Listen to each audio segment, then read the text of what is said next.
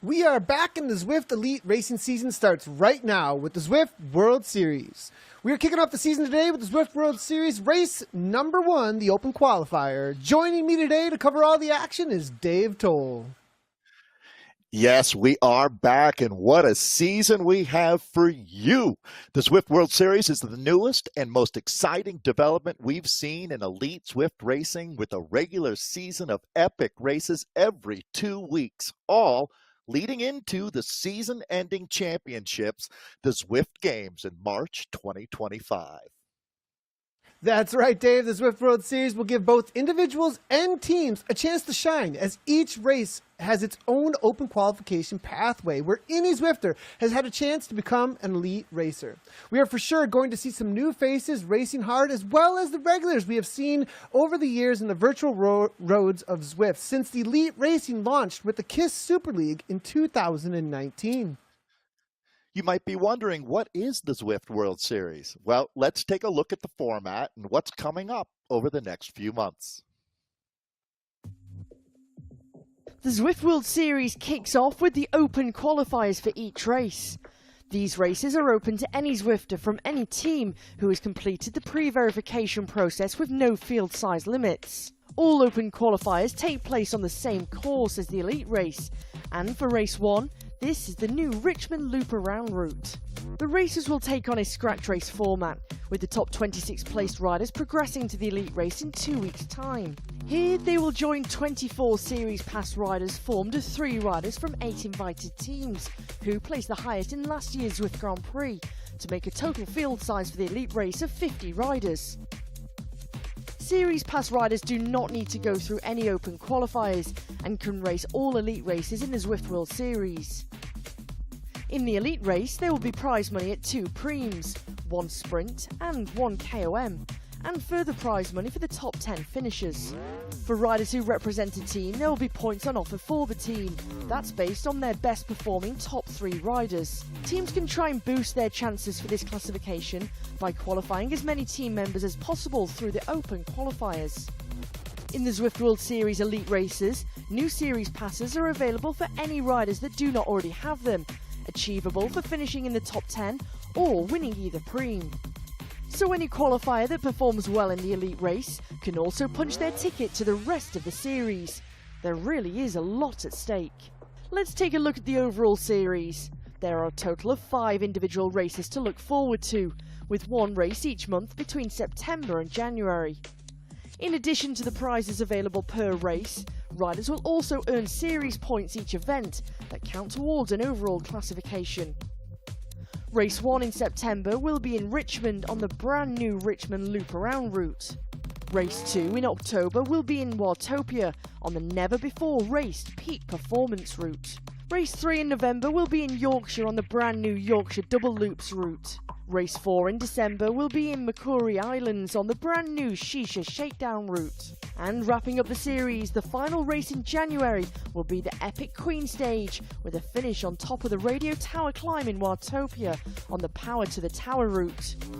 There are also some great series-wide prizes. In the overall individual classification, there will be prize money for the top 10, and prize money in the overall team classification for the top 10 placed teams. And don't forget, the top 50 riders in the individual classification will also receive an invite to race in the season-ending championship, the Zwift Games 2025 Elite Races. There you have it. What a great format we have coming up for you for this series. The first race for today's open qualifier will be on the brand new Richmond Loop Around course. The community had a chance to race this route in the Zwift World Series community events last week. But if you didn't have a chance, let's take a closer look at this course. Race number 1 is a scratch race on the Richmond Loop Around course. Both the open qualifier and the elite race in 2 weeks' time will take place on this course. The distance is 42.5 kilometers with an elevation gain of 550 meters. Starting off with 3 laps of the cobbled climbs section in reverse, finishing with the majority of the Richmond World course, this route offers plenty of chances for breakaways to form, and will be one which favors the punchy climbers. The arrow power-up will be available twice each time passing the lap arch. So riders will need to use these strategically, whether they are attacking or defending, to be in the top 26 at the finish line. Wow. What a well-designed route, Nathan. My legs are stinging just looking at it. I can't wait to see the action we're going to have coming up on this phenomenal course. So we've learned about the format. We've seen the race course. Now let's take a look at the riders we have racing in the Race 1 Open Qualifier. The men are up first today, and there are a lot of familiar faces as well as a lot of new ones who have not seen race at this level before, who are taking advantage of this new qualification. All of these riders will be hoping to punch their ticket to the elite race by finishing in the top 26 places. Dave, as far as this list goes, is there anybody who really stands out to you? I mean, I know it's a tough one to whittle down.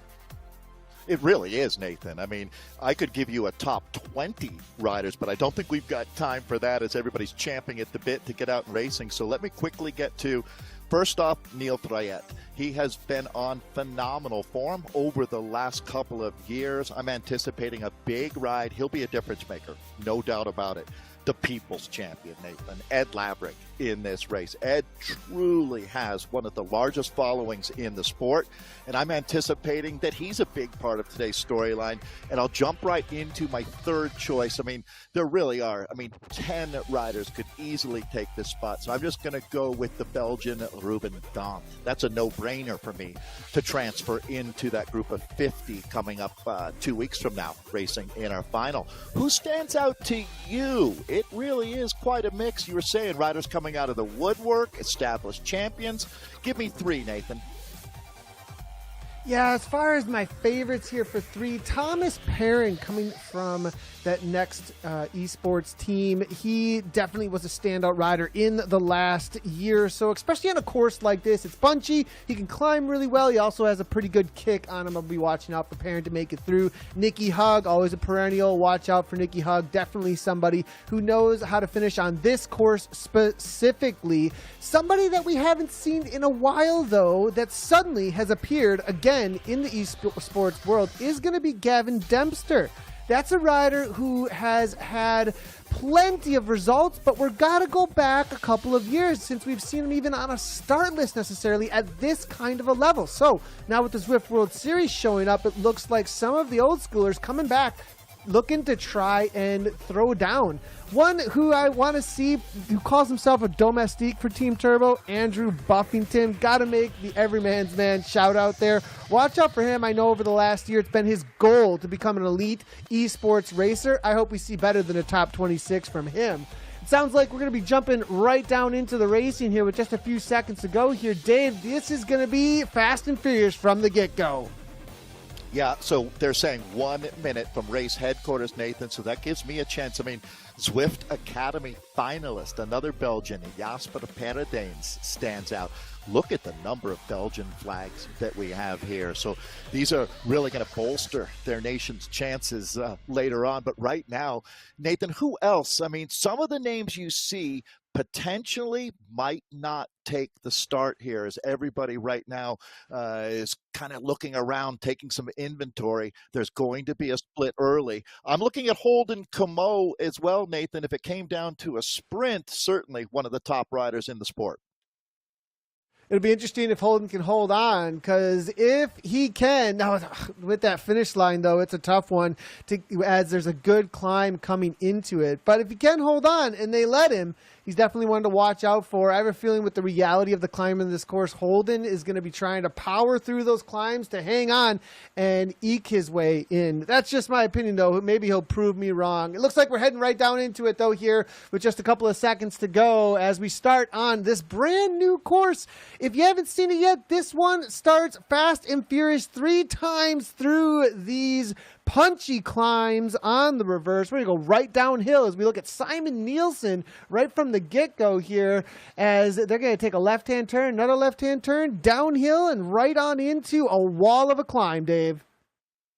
Yeah, Nathan, right now, I don't know that I've felt more trepidation heading into a race than what we've got here. Such a unique format. I love this democratic process where, I mean, you have advocated for the community. I mean, Zwift turning 10 years old here in the next couple of months. It is amazing to see how far we've come. But the fact that the community is front and center in this process really does do a heart good. An attack, Nathan, starting to roll off of the front, expecting, this kind of action early. It's going to be really, really animated. The Brazilian Costa, that is Rogério Costa, who they're not going to give much leash, are they, Nathan? Yeah, and I think it was just a little bit of excitement. I mean, this is a world stage, right, Dave? And I think Costa now just jumping out front there a little bit. But the reality of the roll-through speed on that intense downhill of Governor Street as you head on over toward this first climb, there's just the reality that pack is going to come flying at you. We're currently doing 67 kilometers per hour. I don't think anyone's going solo. And it's all going to be looking forward to this first punch in the face of a climb that's about to come up over the top of 23rd Street. All right, Nathan. So this course really, really unique. We talked about it in the opener, but we've never raced on anything quite like this. I was amazed they were able to find something so creative and unique in what has become a racer's paradise when you talk about this 2015 Richmond Worlds course. But this is going to be something we really haven't seen before. You're an expert in this type of the topography that we're going to have out here. Do you expect to see a split early in this race, or is everybody going to be conservative on this course? I think so. I think there will be a split. And the reason why, Dave, is that we are going to see the cream rise to the top immediately. And then those who perhaps they're like, all right, I'm going to take my shot and we're going to find new stars amongst us, but we're also going to see maybe those who are trying to get into the qualifier here at this point with the reality of the best are showing up here today. And I do think just there is that reality that there's going to be a split that happens where it's like, whoa, this level is the top in the world of esports. I think that's what we're about to see in these first couple of climbs. It'll whittle down just a little bit. Remember, we're doing these 3 times in a row. We're going up and over the top of this climb, super punch right in the face, right from the get-go when it comes to this. I think it's into the double digits of the incline. Then we're going to descend and make our way to the backside of Libby Hill, and then we're going to climb the other side of Governor Street actually for a good minute or two, full gas at 5 to 7%. Gel Power to the front immediately. One of the top esport racers in the world. Watch out for him from Movistar as he makes his way to the front as they crest over their first climb of the day. Yeah, I would say this should have the alarm bells ringing when you see names like this up on the front right now, Nathan, as Jasper and Gel Power up on the front. You can see the pressures being applied. I mean, this is not a roll around here in the first few kilometers as they have hit out with authority. Nathan, there's going to be a selection. I have a strong feeling that a split is going to happen, and you don't need to win this race to win on the day. In all honesty, you want to do just enough to make sure you're in that front group. Ultimately, it certainly won't be a 26 rider group that goes to the line. But Nathan, if you got into a breakaway with 18, well, is it a breakaway, a mega break, 18 rider split, let's call it, you have every reason in the world to look at the other guys and just say, okay, gentlemen, if we all will just bear down on this, we all transfer into racing in 2 weeks. And that's where the big money, the preems, Hannah did such a great job of explaining what's coming up in 2 weeks. This is the first part of that process, Nathan. You have to get through this gauntlet. Marcus Duval making the gauntlet hurt now at the front. Perrin now following closely. Looks like Simon Walter, Morten Christensen. Now, Dave, that little bit of a kick that we just saw after the descent down 23rd and then the backside of this Libby, there is a huge roll through speed that kicks immediately into about a 13% gradient, and that moment is a splitting moment, and Duval knew exactly what he was doing with it. Niall Beatty now. This was a name I was going to call out, though, and from the community, he's one who loves the climbing. I have a feeling that Niall's going to try and make the racing extremely difficult up front because he's one of those riders that wants it to come down to that top 26 off the front solo or together as a pack rather than having to sprint to the line. He does not want another soul with them when it comes to 26 riders, because if it comes down to a sprint, Niall's not favored at all, but he's definitely favored if he can make a split happen on these punchier climbs of Richmond. Niall, really, Nathan, needs to be a satellite rider for himself, if that was humanly possible. He wants to get out in front of what we all know is coming, which is just going to be an absolute barrage, things backing off. So you can see Niall, well said, Nathan, one of the better climbers in esports, but a course that isn't about pure climbing, that's for sure. This is a rouleurs course that we're racing on out here today. We're going to have fun today, Nathan, seeing familiar names mixed in with riders that we might not have even heard of before. But I really quickly want to talk about, at this level, what they've been through just to get here, right? It's not a lot of training, but they're also dual verified, which is really, really important. It ensures the quality of the racing. Yeah, it is. It does. Everybody here had to get verified in order to make sure that that everything is kosher, everything is good to go when it comes to being able to be in this race. So everybody has gone through a process. Really great to see Zwift making sure everything's nice and clean coming on in. Awesome to see.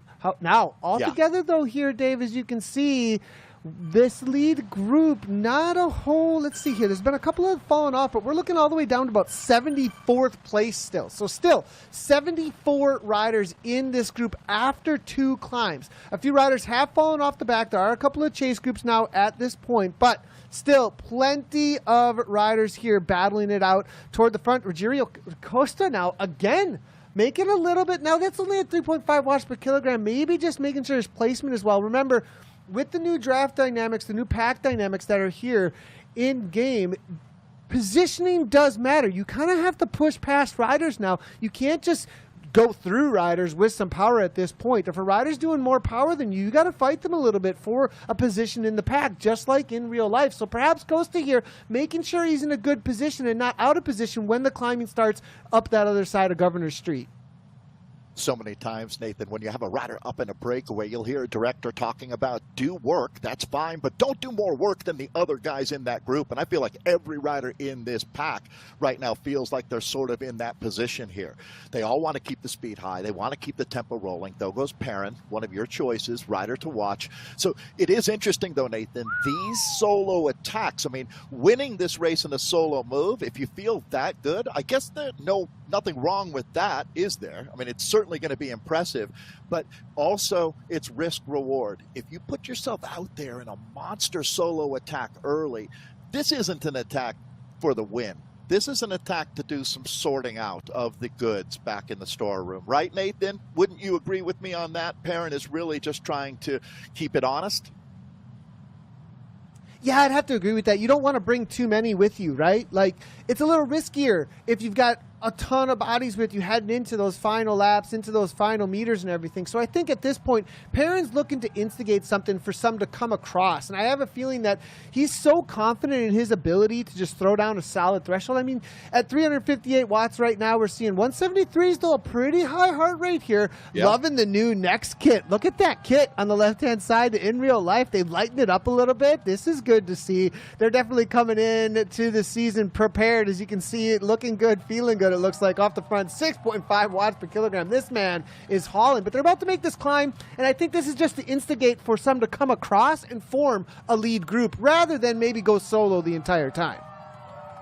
I agree on the kit, Nathan. They look fantastic. That team has always had a great sense of style, talking about next. So I would liken this right now. Perrin has put out an invitation. He's looking for about 20 RSVPs, right? But any more than that, maybe not ideal. Any less than that, maybe not ideal. When you throw a party, it's always about getting the mix right. So more wanting to jump. Buffington, you talked about Andrew Buffington. I love this, Nathan. So you were talking about in our pre-production meeting about what a great Instagram he's got, a real family man and someone that you're cheering for. You can relate. Right? You're every man's champion. It's good to see him at least riding up on the front. He's made it through the ringer here a couple times. It's really rare, Nathan, that we see them racing that direction out there. And taking a look here, all the usual suspects look like they're just chilling. I got to jump in here real quick, Dave. Ruben Daunt is smashing off the back, 7.3 watts per kilogram. I don't know what happened. Something happened for Daunt, but he is currently 15 seconds off the back. This is a huge name who's trying to qualify. Currently I don't know if there's a technical or what happened, but he is chasing like a madman to get back on terms. I'm also seeing Zach Neer off the back. I don't know what happened there. He's also putting out some big watts. I don't know if there was a couple of dropouts early on for some of these riders, some sort of mechanical issue here. Hopefully they get back on terms, as the pack is not necessarily, I think, on these flatter sections going all in, but these attacks off the front are not going to make things easy for them as the pack looks to bring back Buffington, Costa, as well as Perrin. It looks like they're going to do just that. Things might calm down a little bit here, but there is now, it looks like, 4-rider group now, as there's still 4 seconds back to Joe Chudik as he looks to go across to his teammate. Both turbo riders, Chudik and Buffington here. Watch out for a turbo duo to maybe make this front group work. Nathan, what's your Mason-Dixon line on a number that works for you? If you can get in a group of 8 riders, would you all be willing to row together like Vikings to get your 8 to qualify into the racing in 2 weeks? 26, Dave. 26 would be my number. Yeah, I don't care if there's 26 if they're up to that point. Nathan, it is on right now. I mean, no one is sitting back here. I was talking about some guys chilling a few minutes ago. That is not the case. This is Joseph Choidik, the American, here in purple with Cameron Cogburn coming up to join him. So those are some familiar names. Boy, Nathan, you cannot sit back out here today. Such an interesting format on a great course here. 34.3K of racing remaining. But out here in Richmond, this has always been a battlefield. There is no question. And they just keep rolling over the top, one after another. Here comes Marcus Duval. Jasper Perdens he really hasn't left the top 20 riders out here when you talk about the Belgian rider, Jasper. Look at this now. Marcus Duval going to push the accelerator down on the floorboard. Yeah, and this is an interesting section of course. I did do the community event for the ZWS, and these 3 climbs in a row, and then that's that climb up the backside of Governors that you just saw them ascend. And a lot of times it's the punch over the top of that people just are trying to hang on. And you got to kind of measure your effort right here, because you're about to hit that intense downhill that there is going to be a snowball effect. So at a certain point, it's kind of this, do I keep on pushing now, or am I going to save a little bit because they're just going to come back to us? So there's kind of this decision moment through this section of course as you go through this lap arch in just a moment here. You know, you have to kind of make a decision. Am I going to have that continuance, or is the group close enough that it doesn't matter? And that choice is usually made right around that right-hand turn where Duval was still off the front. He made the choice down to 3 watts per kilogram, because the reality is you're not going to get anything out of any gap at that point, because if there's a group of more than 4 riders, 5 riders that are chasing you, this downhill is so steep, they'll snowball right back up to you, and then you just wasted everything before the 23rd Street reverse, which is one of the hardest climbs that you have in this entire course. You do not want to be on the rivet coming into that thing, because you'll get dropped like a dead weight.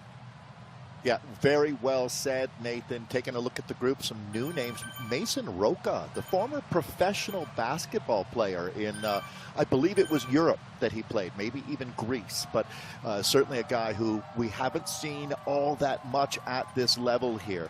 So, Nathan, we do have a great way for folks to follow along at home, almost like when you go to the World Championships, they have a program for you that has rider information, and all of that is available at ZwiftWorldSeries.com. What a great resource. I'm really happy we put that together. Yeah, ZwiftWorldSeries.com, awesome resource to follow up and make sure you know everything that's going down with these races. Race number 1, the qualifier here on the Richmond Loop Around. We've got one of our loops around. The 3 climbs are done so far. 2 more times through these monster climbs here. And the setup now with Costa again to the front. He really likes to make sure he is in a good position, doesn't he, Dave? He has been to that front spot over and over and over again. The question for me is who now has been sitting in that we haven't seen stick their nose in the wind once, right? There's a lot of names in here, Dave, who have been smart, They've been making sure that they're nowhere near the front, conserving as much energy and just making this pack over and over again, Dave. And I have a feeling that in the next couple of laps, we're going to start seeing those who were not too excited to waste efforts up front or that are going to start making things happen later in this race, as we're about to head uphill in just a second. I'm feeling a lot of respect in this peloton. Nathan, some of those names that you're talking about, how about Carlos Flores, the Chilean Condor, always a rider to watch who is super savvy as well. You start to see the jerseys here. There's going to be elements like Ceres or Wahoo of teams that look out for each other. That dynamic will be at play, but one of the things I love about Zwift World Series and Zwift Games is how they've really managed the both dynamics of team racing and individual racing. I've heard so many of the athletes talking about how they really got that balance right with the Zwift World Series. And this is a part of that. As these riders, some of these teams, the 8 teams that put 3 riders in as our automatic final qualifiers, they are trying to reinforce their team, where if they can qualify through this process, they'll have more than 3 in the big money races coming up. Right here is a great spot to watch for how the technique of Zwift racing goes. Watch those who are right about here in this pack. It's a great spot to be watching because the roll through speed they're going to get for that intense downhill from 23rd Street. Now using this power up at just the right time, and I use it right about here into that downhill and then the uphill. The kick now into this uphill, carrying all that speed through, getting free speed, and then using your orange numbers right now. This is when you can really extend yourself. And Ritter here now at 8.7 watts per kilogram, but I have a feeling that they're going to come up on him real quick because of the timing. He was off the front there, didn't get the pack roll through speed, and now those who reserved a little bit and kicked through the steepest part, I think it gets up to 20% gradient even at that point on this backside of Libby Hill. They're going to have that continuance through with the speed, but it looks like it's all pretty matched up here now, Dave. No separation. I have a feeling that first lap might have put a little sting in the legs, and the reality of the pressure on the pedals is now having to back off. It's just like, okay, maybe I'm not getting away from this group. I think it's a lot like a prize fight. You got to take that first punch, right? That really wakes you up and puts you into the game mode, and that's exactly what's happened out here. So, Nathan, this is going to be interesting now with so many talented riders keeping the cards close to the vest right now. At any moment, something's going to pop off out of this group. I mean, there's so much talent here that you start to wonder, what is the game plan for these riders? How many of them are saving as many matches as they can for the final 10 kilometers? It's so rare, Nathan, that we race down Libby Hill. This is certainly the most famous cobbled climb on the east coast of the United States, in my mind, and certainly a huge feature that made that Richmond World so popular. There were 10,000 people on that hill when the race went through. But back to the action now as more riders have hit out with authority. It's going to be Scholander here, the Swiss rider. So many talented Zwift esports riders. No surprise at all to see one of them right now pushing the pace. Again, Nathan, these have to be invitations to a breakaway party that we're looking at. No one, and that's how quickly things get shut down here. I did want to mention, Nathan, you see a lot of cool Tron bikes out here. So much happening in the world of Zwift right now. But all of the equipment has been neutralized. Everybody's racing on the same bike, correct? As far as the dynamics go in Zwift. Cosmetically, as far as their speed goes in Zwift, as far as any advantage or anything, it is going to be neutralized racing out here. But they definitely can still do their own cosmetic choices as they want to across their bikes. I think Solander, I think he did find himself there off the front for a moment, mainly because that downhill of Libby Hill, it's the exact opposite of climbing it. It's like free speed. You get up to 57 and then you just super tuck it and hang out in the pack is what ends up happening. And I actually saw a couple of the big sprinters in here. I would watch, Daz Carter was on the back of that. Holden Camus was also on the back of that. I think just making sure he was making that group there and then getting into the rest that is the downhill of Libby Hill. Ruggiero Costano, again, making a move. Now Beatty now coming across. They got about 1 second difference between them and the pack now at this point. Joe Chudik doesn't want that to go anywhere, so he's going to cover that, it looks like, pretty quickly here. As Costa, again, looks to try and set something up on the front. Chodik now covering it real quickly. Look at Costa there. Nice little setup there and spinning to win it here, coming out of Brazil. Good to see him at 5.4 watts per kilogram on the front. But I don't know if this is going to go much anywhere. Interesting. He just likes to set a high tempo, Dave. I would not walk into that room with the glass of red wine in my hand. That's for sure. A lot of potential for disaster there. He's been really active on the front, so nothing's going up the road without Mr. Costa, Senor Costa, involved out here today. Covering moves left, right, and center. It looks like Ritter now to the front. Looks like Joe Perot. Watch out for him. I think just making sure that he's in a good position. All back together. It looks like no one getting any kind of distance. The splits now that have happened, it looks like we are whittling this down, though, at this point. I'm looking through, and it's down to 54. 20 more riders in that last lap have dropped off the back. And we're talking big names here. Gallagher's off the front, off the back. Flores off the back, Jonathan Bison, Jean-Michel Lachance, Brad Greenberg. I mean, Dave, this has been a no-joke start with 54, and some of the best 40 riders in the world have been shed from this main group. I'm curious, Nathan, I want to revisit what we were talking about back on lap 1. Has Ruben Dont rejoined this group, and has Zach Nair rejoined this front group? One of the ways that you could find out would be by going to ZwiftWorldSeries.com. There's start list there, the format explainer. It really is a great resource.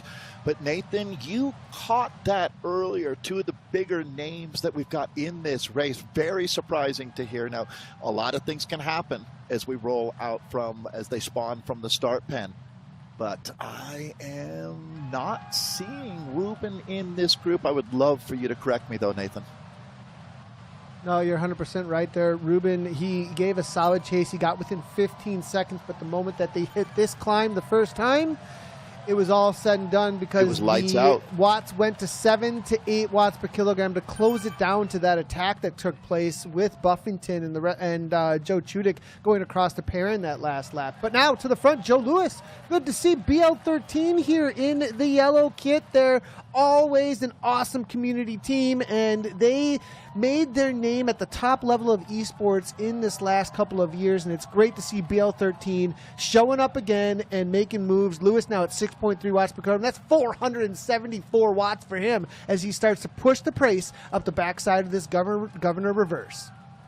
Nathan, what does it tell you about the level of racing we've got right now here on Zwift when a rider of the quality of Ruben Dont is unable to chase back into a peloton that is, as you said, they're going hard, but it's not even full beans at some times. So this just speaks to the quality. There's Daz Carter, another one of the BL13 riders who's held on.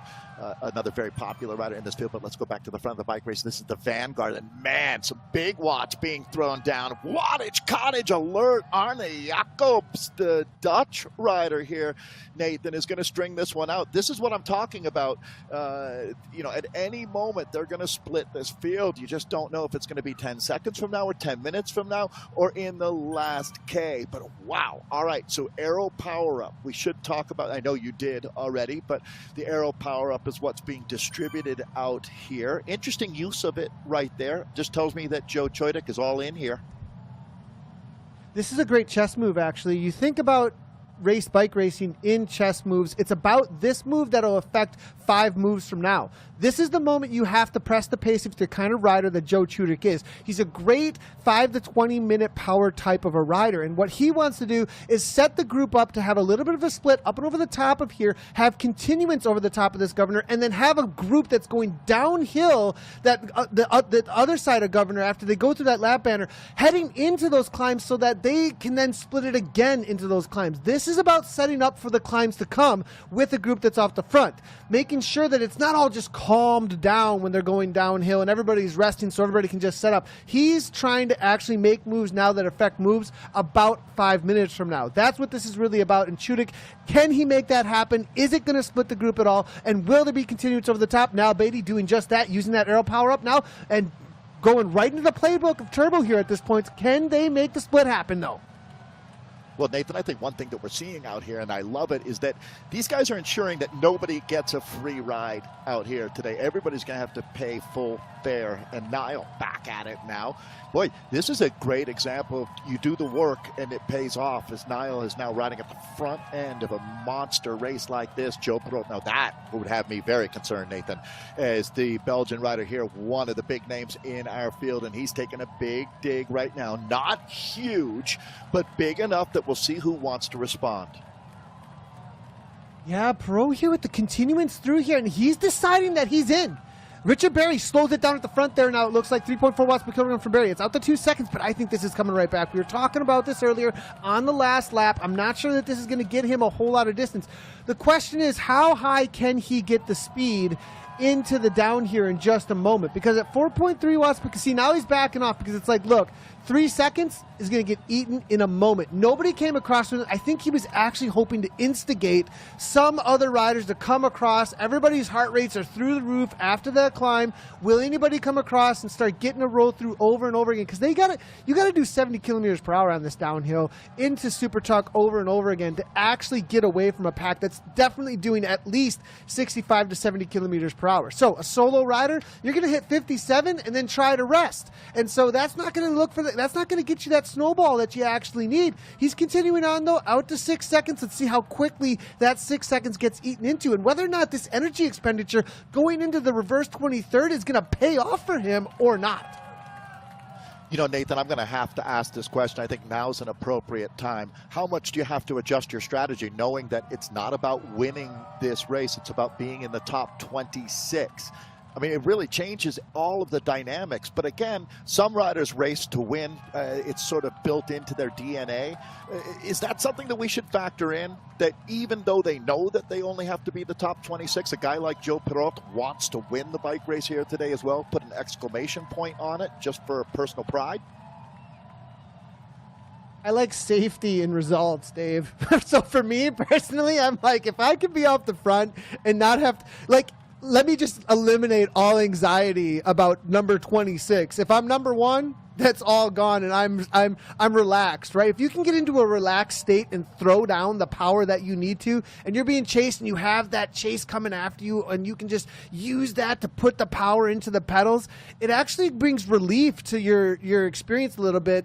And otherwise, you've kind of got this anxiety throughout the entirety of the race. Am I going to make it? Am I going to make it? You're always kind of trying to eliminate that fear of not making it by putting the power into the pedals and making those splits happen. And every one of these riders are thinking, how can we whittle this down to 26 right now? Or how do I set up best for the sprint? And what is the risk reward of the energy I put in now to make either of those situations happen for my best result?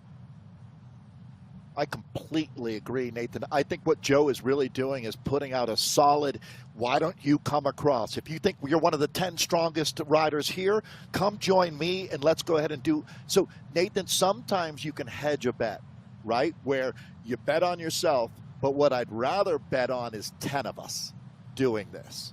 Because then you're not in no one wants to be in a 32 rider group that goes to the line after having done a lot of work. That's where I think that's that weird margin that you're talking about, where it's like, look, 32 riders, I'm not a great sprinter. You never know what's going to happen here.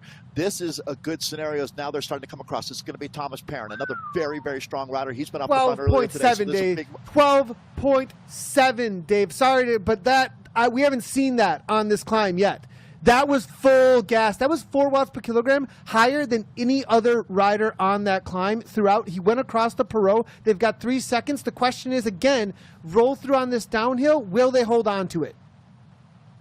Well, and that is the question, isn't it? But I would say now, if I'm Ricardo Panizza, Jasper Perdens, Jacobs, any of these names that you're seeing right now, I would go for it. Why not? Let's go ahead and roll the dice. Bike racing is always going to have an element of risk, and we've talked about the downhills being the new uphills when it comes to attacking, and these guys are, well, right now, I think that they're wondering what's going to happen here now. Who wants to come join? 2 very strong riders off the front here. Watch them hit it right now. Yeah, and they're going to have to really throw down right now to keep this gap, because that pack behind is going to come flying through with some serious speed. But Perrin now, 7.1 watts per kilogram. Watch those watts per kilogram as they hit this uphill gradient. It's into that 20. There it is. That's all that speed from that downhill. And now they've got to actually work harder than the rest of the pack, and they actually worked all the way to this point. And that's the risk of being off the front on these climbs, is you've got to get enough gap to really be able to extend it out over and over again through each one without having to do what we just saw. Get eaten up, use that energy that was just off the front doing nothing for you at this point. And now we've got riders that can counter over the top. The counter from Beatty here, and he does not want this to be together later. Beatty is just doing everything he can to try and make a split happen. He wants that magic number 26. He does not want that sprint. I can't stress it enough for this rider. When Niall is on a climb, he's like an angel in a shaft of light. But when it turns into these downhill cobbles, everything changes. He probably feels like he's in Dante's Inferno. So you got to make hay when it's in the field, and that's exactly what Niall's been doing out here. But it looks like a counter is coming, and this has been a very active Nederlander. Arne Jacobs now in the blue jersey, going past Niall. Group starting to string out, remains active, Nathan, as we watched him again descending down Libby Hill. This will rattle the fillings out of your teeth if you have any. But boy, he has been super active. Talking about Jacobs here, Nathan. Yeah, this is a rider I'm not actually super familiar with, which is, I mean, he's got 165 races, it looks like. He's a level 78 Zwifter. He's got a solid kick at about 12.4 watts. So, okay, what's going on with this rider?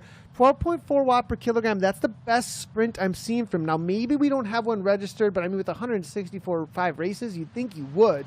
So I have a feeling with a 5-minute 6.5 and a 20-minute 5.4 or so, this rider just wants things to get away. He does not want this to come down to a sprint. Now, there is the reality, though, that this is an uphill climb into a sprint. So there could be some advantage there as well without being able to drop off the pure sprinters and not have to come to the line with them. If he's got that solid 5-minute and 1 minute, he may be able to get away with that. But I have a feeling he's trying to make some splits happen again here, because at 12.4, 851 maximum, that's not going to do it if it comes right down to the line. Holden Comeau, in my mind, would be the best sprinter in this group. If there was a guy that just needs to hang on and can trust the finishing part of the process, it would be Holden, Nathan. Charles McCarthy hanging right in there in the sweet spot. So savvy, so talented is Charles McCarthy. He's become another one of our community favorites, Nathan, with the 10,000 hours of community racing that you've done. Oh, maybe more than that, actually. Charles McCarthy has stood out as one of the all-time fun racers to watch. Yeah, there's some racers that have made this front group, actually. Buffington is still here. Great to see. Jacobs, we had pointed out as a rider. Richard Berry has made it up in here as well. Good to see Gavin Dempsey. We were wondering if he was going to have the form. It looks like he showed up and does have the form. Joe Chudik is another question mark that hasn't raced at this top level yet, and then proving that he belongs in and amongst them. But Charles McCarthy, that is huge for McCarthy. I was actually messaging with him before this, and he said, I'm looking to get my teeth kicked in. That's not word for word, but it looks like maybe he's doing some kicking of himself. Ed Laverick has made it here as well. Not surprising, one of the top esports racers in the world. But Dave, we're actually down to 45 riders now at this point. So that means 19 of this league group not going to make it into the Zwift World Series race number 1 for the elites. Boy, that's an interesting ratio for sure. So this is an elimination game that we're witnessing, like Agatha Christie's 10 Little Indians, Nathan, and then there were 43, and then there were 42, and you just need to stay on the right side of that split. This is going to be some tough racing. Got to give a shout out to Portugal Machado here. That's Michael Machado, also one of a couple Portuguese riders that's leveled up, and Machado right now going to take a turn off the front. Let's see if Tatu Koisten and Nathan, I want to be completely honest, there are a couple of names that I'm not familiar with. More power to them. This is how you make your mark in esports, is by showing up at the highest level and going blow for blow with these guys. And if you're up in this front group, you are definitely one of the top 100 esports racers on the planet right now. I love that. I really do. It's going to be interesting to see when we get down to that 26. Nathan, I don't know if it's an attack that wins this bike race or puts you into the 26. It's just holding on. It's about surviving today. Machado is actually one of these racers that's coming out of the community that we are familiar with. One of the community teams. It's that Veritas team, Dave, that he's riding for. It's showing us on Zwift Power. Now, the question for me here is, you know, he's got 7 seconds. What kind of a punch does he have over this climb? Can he throw down from 5 watts per kilogram to 8 watts per kilogram? Otherwise, it's going to be about just holding on to the pack as it comes up to him. But this setup may be the situation that actually puts him in that lead group because he can fade climb that 10 seconds they're going to close down on him, whereas he may not have been able to hold on if they really throw down. Because this is one of the last climbs, Dave. This is they're going to do the traditional loop as well, but this is the last time up this direction here. So, Dave, this is going to be interesting what they're going to do here. I have a feeling we're going to see some serious firepower thrown down here in just a second. The difference now, after this third time, is instead of going right through the lap, they're going to go left into the traditional course. And then we're going to do the full lap of the traditional course from there on out. So, the question is, what is Machado going to be able to do to hold off? And Jacobs looks to go across. The other question is, are we going to see a final split here? Is everybody going to keep it calm on those top sections of the Richmond course? It's a lot flatter up there, Dave, but when it's flatter and you don't have that downhill, this may actually be where the continuance matters the most, because you can get a group off the front that start working together, and you don't have that snowball effect from the reverse governors like you've had the other couple of laps. In camp with the very popular Irishman, Richard Berry, as Richard's definitely got his headwind unit blasting there. And Nathan, you know what I'm really looking at here is this might be the you don't need to be a hero moment of the bike race. If you really are just looking to qualify to be racing in 2 weeks, well, this is where you don't want to have this race do a Tai Chi move on you and flip you onto your back, because it's very dangerous to attack, because you know there's going to be a flurry coming right now. So this is the tactical masterpiece that you have to put together. Wow, some big names moving up, though, as we just saw Richard Berry starting to see power. That's Shell Power, certainly one of the really talented riders in our field, Cam Cogburn. And here's the first time that I really noticed Ed Laverick, Chris Uberti. These are big-time hitters like Paradanes and De Kock. Matthias De Kock as well, one of the riders I'd be watching. So, Nathan, a lot going on out here right now. Again, just a reset for everybody joining us at 16.3K to go. We're down to a front group that has been, I would say, significantly whittled down, Nathan. But we still got some whittling to do.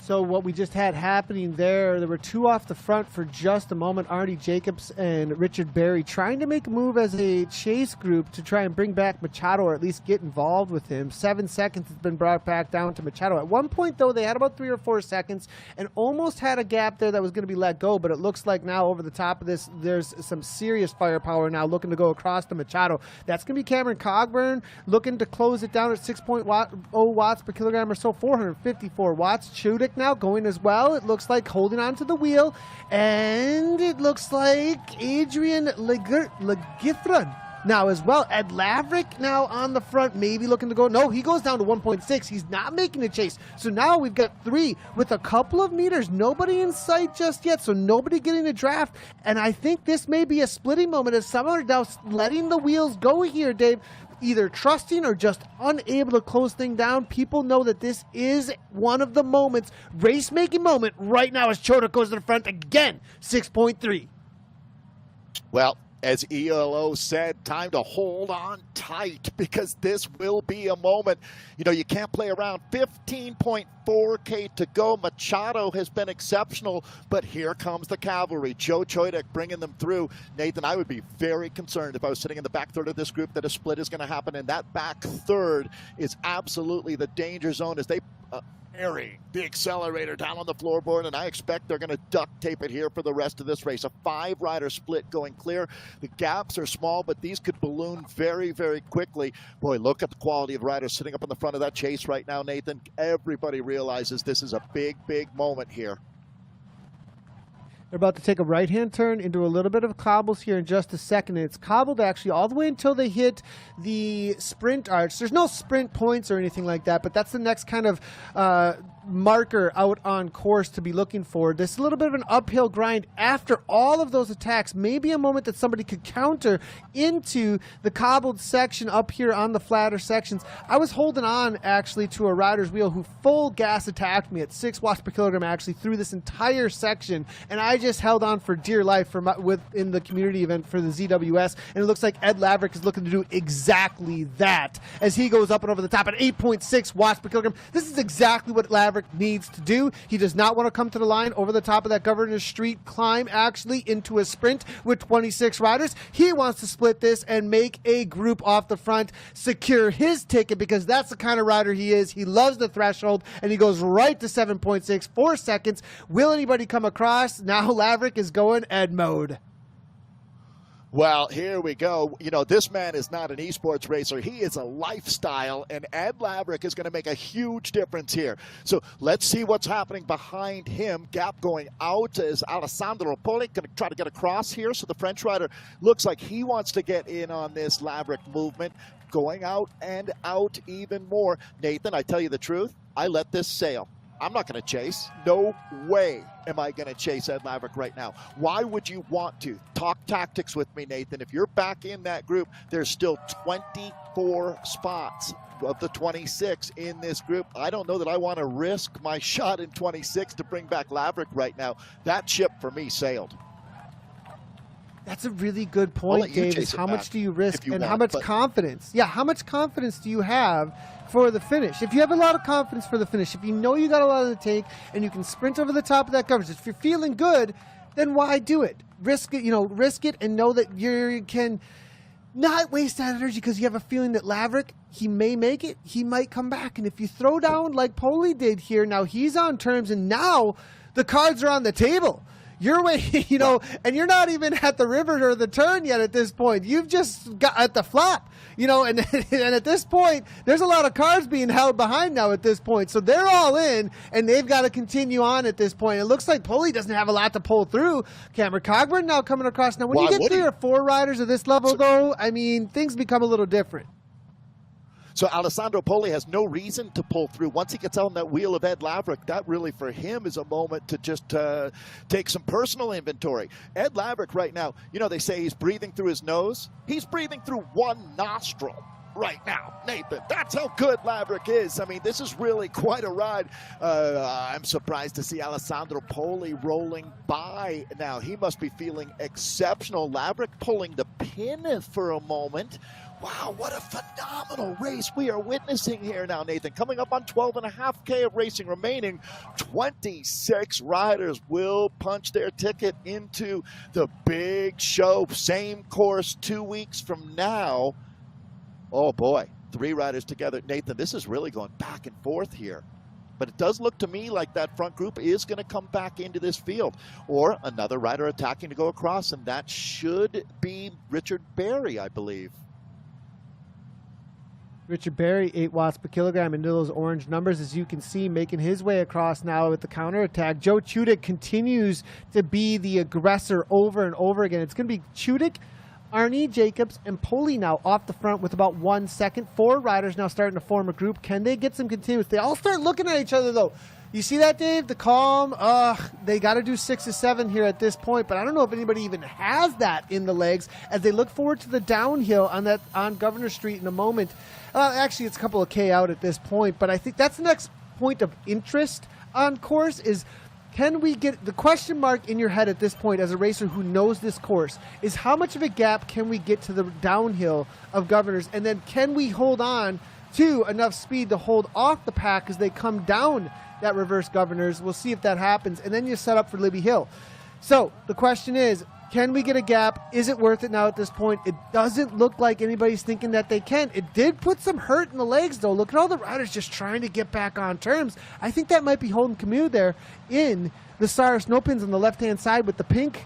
As you can see, another rider now popping off the back, a BL13 rider now, Cameron Carberg now to the front, 6.7 watts per kilogram.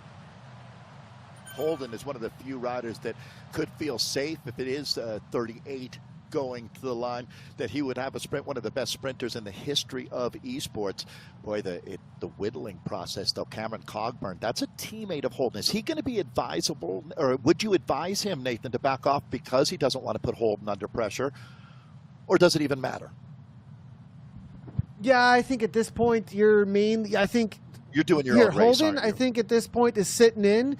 Well, it'd be one thing if there were another rider that were in the same wheelhouse as Cameron Cogburn, but Holden's job is just to sit in and wait. That's his job at this point. He's not going to be going off the front, attacking, doing anything like that. Holden is just waiting for the last 300 meters all in and make sure that he's in the top 26. That's his only goal at this point. Cameron, and actually for Cameron to be off the front, that makes it so that Holden, with what's currently in front of them, he can kind of sit in then, right? And get a free ride in some ways. So Cogburn off the front at this point, I don't think that affects Holden's race at this moment that much. Now, if they're going into some climbs, it's a little bit different story. Calling all racers who are wattage cottages who don't like to sprint to the front, please. This is your last chance to have a breakaway organized that gives you the safety that you're looking for. It's very, very hard in this sport to get that kind of peace of mind. But if you can ride in this group like Alexander Gagnon, time to Canuck up, as there's no doubt that this rider is of the quality. I'd want to be in a breakaway with Mr. Gagnon without any doubt. Cameron Cogburn, Joe Choidak, Adrien Legriffon up there as well. So Nathan, this is going to be interesting. I like what these guys are doing. They're trying to find safety, any port in a storm. I got to highlight Cameron Cogburn wins Mount Washington this year, actually, with a time of 52:01 I'm looking at for 2024. He also won it in 2021 with a time of 50:48. Obviously on form, though, that's for sure. You know what's crazy is two esports riders winning that. Yep. Cameron Cogburn and Kristen Kolchinski winning Mount Washington. What a testament to the virtual cycling. Well, and for folks not in North America or not aware, absolutely considered the toughest, just most brutal hill climb that we have. Oftentimes, many years, they have to cancel it because conditions are so insane. You're talking winds of 70 miles an hour. They have all kinds of safety protocol. It's absolutely bananas. But back to the action here. But that is the man that Nathan's talking about, Cameron Cogburn. Well, he's proven his mettle out here today. It looks like you can see the Ceres riders there in the white and pink. So Cameron Cogburn backing off a little bit with perfect timing as his teammates are comfortably back up into the slipstream. So taking a look at the front, we're down to 8.8K of racing remaining at animation. This is dangerous, Dave. Up here. Yeah. I mean, Joe Chudik, Alexander Gagnon, we're looking at Thomas Perrin, Adrian Leffert, Cameron Cogburn, Arnie Jacobs looking to come across here. They've got gaps. And Dave, you can see the times there with those gaps.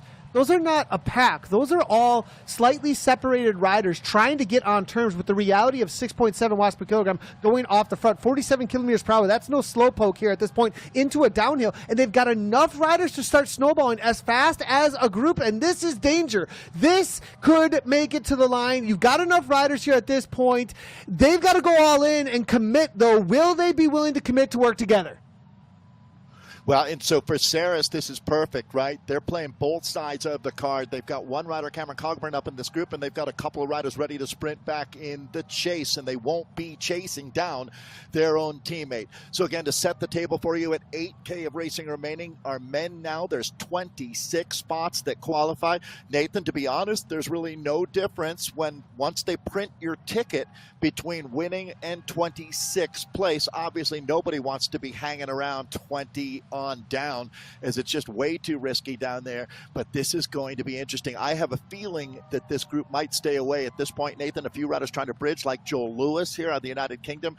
Jacobs, who's been really active. Let's see if he can get across, because in this front group right now, one of the big talents, Thomas Perrin, there's no doubt that he's going to move across into racing 2 weeks from now. But these guys, Nathan, a lot of them back in this group that we're looking at, must be trusting in their sprint, because I don't know now. It's amazing how quickly things shift out here. But now, would you want to chase down those 5 riders and burn your matches and have nothing left? Because it's still back here, around 20 spots qualify from what I'm going to call, is that the peloton or Chase 1? Right now, let's call it the peloton. It's going out, Dave. It's going out. It's going out. So we're looking at, and it's 52 kilometers per hour. Yeah, they're gone. Yep. Well, 12 seconds. I don't know. The climbs, it'll be interesting. All right. I gotta go. We can have. I think it's still. I don't know if it's gone. We'll see. It's 8 spots. Because the Libby Hill. It's 8 spots that roll. So everybody back here, watch the gap grow. It just went up a second since I started talking. So what we're going to see now is it looks like Le Griffon, Lewis, Gagnon, Jacobs, Panizza, Choidik, Perrin, and Cogburn. Nathan, they obviously have to finish this bike race, but if they can work together and keep their nose on the grindstone, they should all advance. This is going to be an absolute Donnybrook now. It is on like Donkey Kong for those guys back in the peloton. You played your cards, you made your bed, now you got to sleep in it. Yeah, we'll see. Libby Hill, 23rd. A lot of time can be made up there, and these boys, they're going to be on the rivet, but a few of them may be sitting in and able to save enough energy to make the pace high enough to hold off the crazy attacks that will come up and over the top of the 3 climbs that are in front of them. But with the reality of Cogburn and Perrin up here, yeah, I think, Dave, you might be right here. 21 seconds. Now, Neil Freyet, though, back there, I mean, we've got big names back there that are going to go all just full gas over the top of 3 climbs, and they're not using the energy that this front group is using. If they start looking at each other at all up here, but they don't need to, right? They should just full on work together. But now Chodik goes to the front 6.5 for a moment there. They had backed off. So these riders, they need to definitely commit as if this is an 8-man team time trial. Well, and it's over. I mean, they're not coming back. It's 25 seconds. This 100% the dynamic changes in this race. Now, yes, these guys need to keep working together, but there could even be a fuga de la fuga, and it's not going to affect the other guys. With this kind of time, 26 seconds, it'll go over 40 seconds is my estimation, Nathan, because there's no reason now for the guys to try to chase this back. You've committed to sprinting out of this group or attacking out of the peloton. As we're taking a look at our breakaway right now, so, yeah, absolutely. I think that everybody on your screen, you'll see racing in 2 weeks. The next group is where the real drama plays out. So it's now just about to touch on 30 seconds is the split. So, yeah, I mean, you can see what's happened now. And going back to the name Neil Freyet, Nathan, as you see Thomas Perrin coming on screen, Neil Freyet knows exactly what he's doing. He's trusting in his finishing process. These 8 going up the road don't affect his chances. As a matter of fact, he needs to be smart about this, looking at Nicky Hug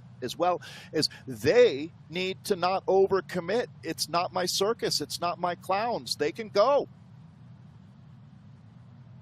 Be interesting to see between these riders now if they start having any infighting, because I have a feeling a few of them are just holding on for dear life. Made the split. Cogburn just continues at this point. There's no reason to not infighting. Whether or not they can hang on, to the reality of the pressure that Cogburn is putting on at this point. I think some of them are just hanging on for dear life here at this point. Ricardo Panizza, good to see him up in this front group. At 4K with 40 seconds, even if you get dropped out of this group, you've built up enough buffer. Yeah, all of these guys, Nathan, are going to move on. We'll see how this goes for him. I'd be worried still. I'd still be with the 3 climbs that are ahead of me. I would be definitely doing everything I can to hang on with this front group in order to keep that security. Thomas Perrin now to the front, 6.8, 8 watts per kilogram from him. Chodik now follows quickly, and there's still a lot of pride on the line here. 10 watts per kilogram from Perrin. He's putting down everything on this Libby Hill. Chudik's able to follow.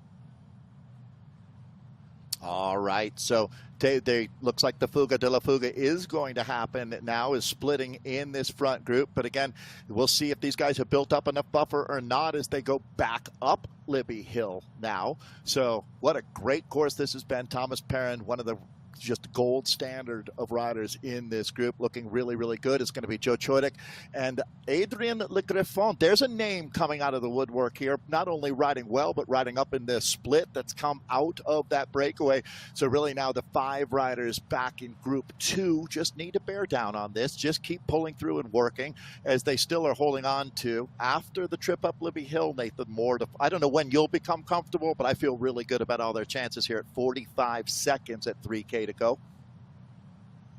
Yeah, and it looks like those front 3 have gotten a gap now at this point. Cogburn now off the back. Chodik, no, Le Griffon, and it's going to be Perrin. Those are going to be the top 3, it looks like, if they can hold off that chase group of 3 behind. 4 behind now at this point. It looks like Chodik, though, wow. Seriously, what an impressive ride from him. We've never seen him at the elite level before, and Joseph Church is showing us that he belongs, as now it's going to be Adrian Lagerfront, also another rider. Both of these riders definitely newer to this top end scene. Awesome to see as they're going to hit 23rd Street and Church kicks again. All right, so, I mean, racers going to race. There's no doubt about it, and winning out of a field like this would bring a lot of pride back to your pain cave, that's for sure. It's going to be Adrian Le Griffon, who is going body blow for body blow here with Joseph Choidik, Thomas Parent. These guys aren't going to punch themselves out of the race anyways. They're already holding on to nearly a 50-second advantage now. So this is really for the pride and glory that comes with winning a race at this level. Zwift World Series kicking off at such a high level. We're down to 3. Nathan, they can feel free to race for the win out here now. I mean, that's the spirit of bike racing without any doubt. They're well inside that top 26 spot, so they can have a good old-fashioned throwdown here in Richmond.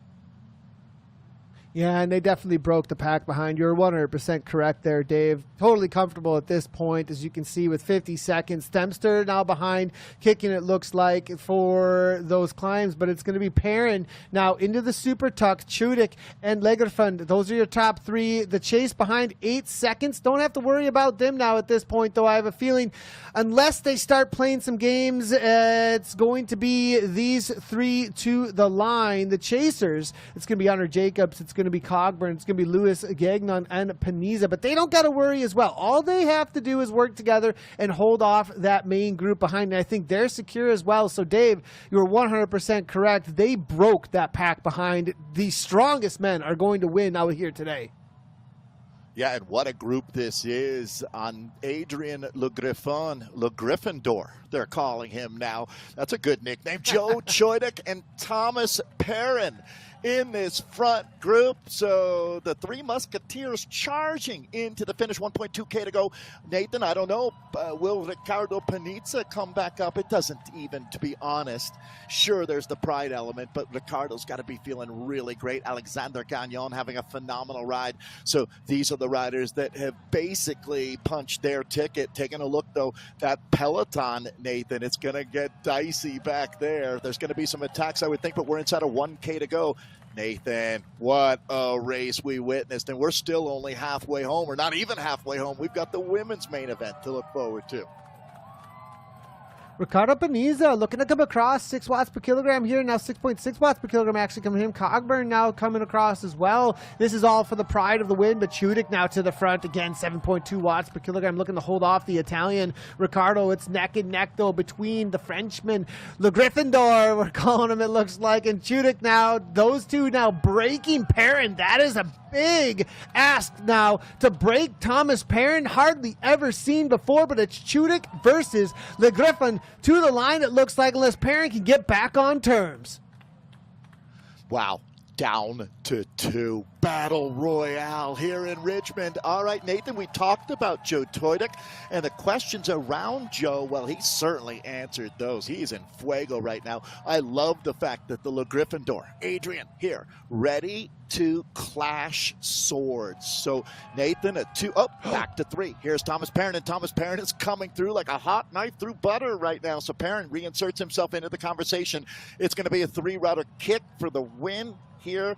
Nathan, could the Zwift World Series start off on a better first stride?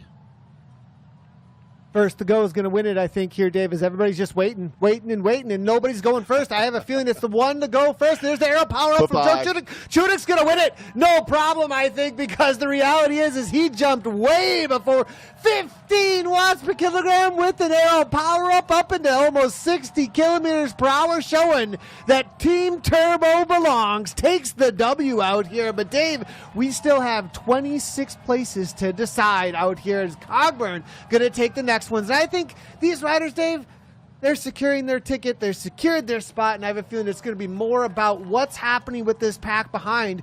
Being inside that top 26 is everything to be in the Zwift World Series. All right, the 8 riders who took the breakaway option have made it into the final. Here we go. This is your kick. I'll throw it to you, Nathan. We're inside of 30 seconds, and this one is just about to be done and dusted. There goes Camo. Oh, Holden Camo here off the back. I think at 27th place from what I can tell at this sort. Bertelston is here. Where does Bertelston sit? I'm going to see if I can get the exact. Holden just inside, I have a feeling. Just barely able to make it, and it looked like what you called there when you saw Holden come across the line. I think that was the 26th spot from what I'm seeing currently. That's unofficial, but this is, wow, right to the line. If Holden just made it, he did exactly what he needed to do as a sprinter. Hang on, and then kick to the line. Top 26 going through, Dave. Yeah, Nathan, right when Holden hit it, it dimmed the power grid in Richmond. People couldn't even use their microwave ovens. There was just all got sucked into his smart trainer. Holden Camo, we'll see. Again, preliminary results. We'll get a look at them as they are sorting right now. But Nathan, that was a great way to get the World Series kicked off here. No doubt about it. I mean, it's an interesting format, right? The 26 riders that will qualify to advance. Was the action ultimately at the very front of the bike race or back there for 26th place? I love it. So many great storylines today. And your man Buffington, I love that valor. I love the fight, and he'll come back stronger. I think I saw him just outside, but he made that front group so close. And Nathan, you know well from your time in sport that nothing will motivate you more than getting that first, wetting your beak and getting that first taste of what it takes. Yeah, it's good to see Buffington making that lead group and right down to that last lap. But his teammate, though, and I think they're going to be really excited about the reality of Joe Chudik taking the win out here today, definitely putting his stamp of approval for making the elite races. We're going to take a look at the results here and get an idea of how this played out. Dave, it looks like here Joe Chudik taking it down at 58.20. Why don't you lead us on through?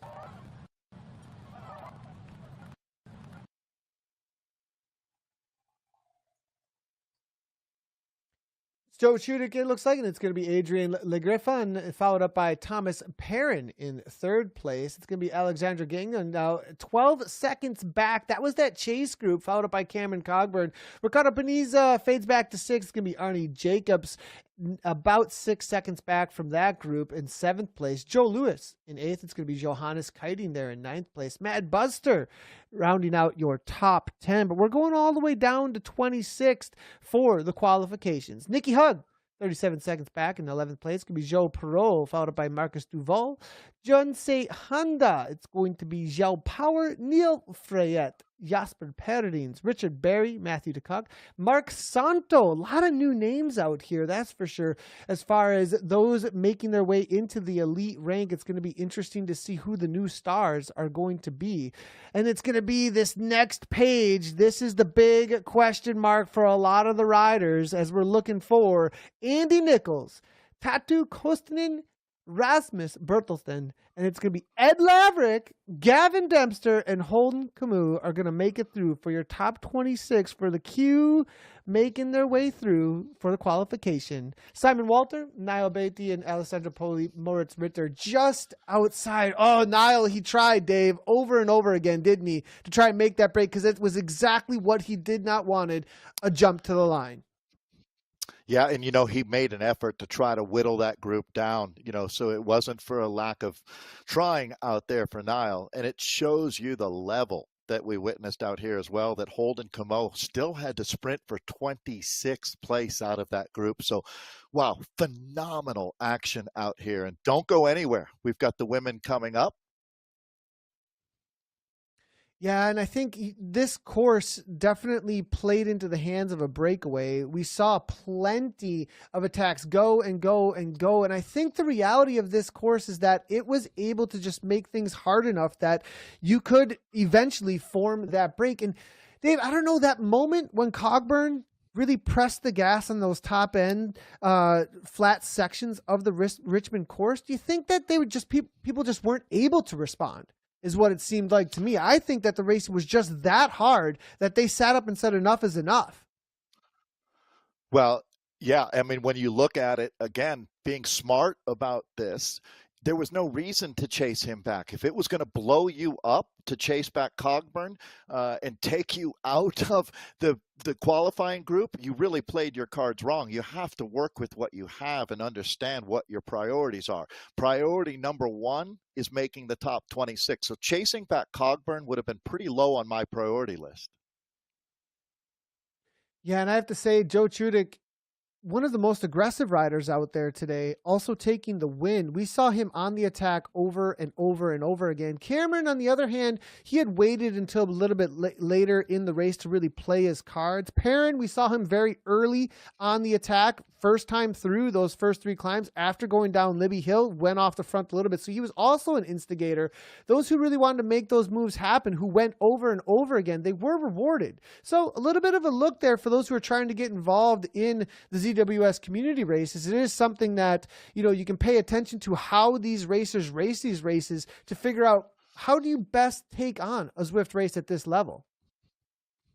Yeah, well, I mean, you really had to look back during the race, Nathan, when that breakaway established 8 to 10 seconds, talking about that 8-rider group. That was really the moment that I realized there was going to be a whole tactical shift going on out here, because anybody who didn't make that move, once it goes over 5 seconds, that's a big bridge to go across. So you really have to, again, assess the situation in real time. And that's what's so fantastic about esports racing, is all of those dynamics that you see that make racing so special really apply here. Animal instincts is what was happening at that point in the race. And if you missed that boat, there was no swimming out to shore to catch it. You had to reevaluate your situation, decide if you wanted to be a part of another attack out of the peloton or play your chances in the sprint. And yeah, I mean, a rider like Niall actually is a good example of someone who got caught right in the middle of that one, kind of showing up for what you thought was going to be a knife fight or a gunfight. You weren't sure and you had the wrong weapon. I think we're going to take a look at a couple of replays here about how the action all went down. Here we go with, this is going to be that early move from Thomas Perrin, actually, we were just talking about, trying to make sure that the racing was just hard enough. And I think that's the theme of this course and of this race, is that the racing was hard enough to eventually reward moves like we're seeing from Thomas Perrin very early on. This was on lap number 1 of those first 3 courses. Then Costa. Now the question for me, did Costa did not actually make it, was not rewarded. And again, this is the risk-reward situation, isn't it, Dave, is whether or not these will pay off, these early moves. It did for Perrin, but Costa maybe reserving a little bit would have been the better call. Yeah, absolutely, Nathan. And so this is where the spirit of racing really gets to you as well. This is Joe Perot that we're looking at now. I really think that what these guys were doing was what was the best option at the time, is keep speed so high, try to whittle this group down. It never got as small, I think, as a few riders wanted it to be, to tell you the truth. And that was where the resilience of this peloton really, really showed today in our men's race. Good to see Laverick was on the attack as well. He did have to settle for the chase group, but was able to punch his ticket through to the elite racing that will be happening in a few weeks' time. Poli going across there for the Ed Laverick attack, but again, unable to make this stick. But it was actually immediately after this attack, it was the counter to Ed Mode attack off the front that made it stick. There was a little bit of a move after this as they came through the sprint section, and I believe that Cogburn was starting to get involved at this point, and there were some question marks as to whether or not it was going to work. It was just a little bit later, as you can see here. This is actually after they had established and went down the Governor Street descent, and they're all together at this point and secure, and Cogburn and a few others just start working together at the front. It was mainly Perrin, Cogburn, and Chudik, I think, that were taking up the main brunt of the work at the front of this race, making sure that it just stayed hard enough that the racers would stay away with this group. So many talented riders, Nathan, didn't take the bait at this point, as well as we're looking at. I mean, I would really say that when you take inventory in this breakaway, you really do realize there's enough quality riders here. I mean, just with Perrin and Cogburn, you've got enough talent. Ricardo Panizza also brought a lot of horsepower here. So I think these guys realized very quickly that if everybody was willing to pitch in, that this was the the right play, and it really proved to be that case. This is where they let the split happens here. Yeah, this was a great move, actually, from Thomas Parent. Yeah, they went full gas, 10 watts per kilogram, I think we saw. The rest of the riders, it just wasn't there. And this just really exemplifies the reality of how hard this race was. I think that the pack, the reason why they didn't bring anything back is there was just no energy in the legs any longer. This course is so hard that there wasn't anything to give over these 3 climbs to bring anything back. Perrin, Legrafun, and it was Chudik now at this point into the final, and they were almost caught by Paniza, but the ramp up started again as it was going to be Joe Chudik and Legrafun that did make the break. Perrin does come back to them, but it's going to be Chudik that's got the gas to the line, and really a race of attrition is what this looked like to me. You're playing with the house's money if you're in this 3-rider group, and Chudik just goes nuclear at this point. It's lights out, to tell you the truth, to take a really nice win. Again, I don't know what feels better, 26th place or first place out here today, but using his aero power-up, and that is done and dusted. These 3 had a great ride today. Make a statement here in Richmond. What a perfect place to do it, and phenomenal course today, Nathan. Absolutely, and there is the finish of Chudik with a lot of distance, and that kind of a sprint when there's no wheels to the line, you know how hard the course was. There's Chudik, full gas, arms in the air. The celebration, you gotta love to see it. I absolutely love it, Dave. And Team Turbo have to be so happy with that. They are a tight-knit group. I actually see them out on Zwift training a lot together. They have these organized training rides, Turbo team training rides. A10, Buffington. There's a whole awesome crew from this Team Turbo. And Joe Chudik now goes and puts their stamp at the front of the Zwift World Series for the qualifiers. Can he show up for the elite races and do the same with that kind of a gap, beating riders like Thomas Perrin? Seriously, that's a pretty serious statement for Turbo, where we haven't seen them before. Well, Nathan, this process has been awesome. I am so happy to see us get to this point where the community is being honored. You look back through the years, and this is exactly what we were asking for. This quality of racing, a democratic process where anybody who's getting dual verified can get themselves into this race. We got a lot to look forward to as well. Series pass riders. We're going to have a chance to talk more about that, as well as the 24 riders on 8 different teams that had a chance to give these passes to 3 riders. They're automatically racing in 2 weeks. So these are the racers that we're sorting out that will be joining them on the men's side of things. We know who those 26 are, but the series pass riders, they would have been watching pretty intently today. I would be thinking we're going to be racing on this exact same Richmond course. Yeah, let's have a look at the series pass riders. These riders are going to have to be going up against in just a few weeks' time.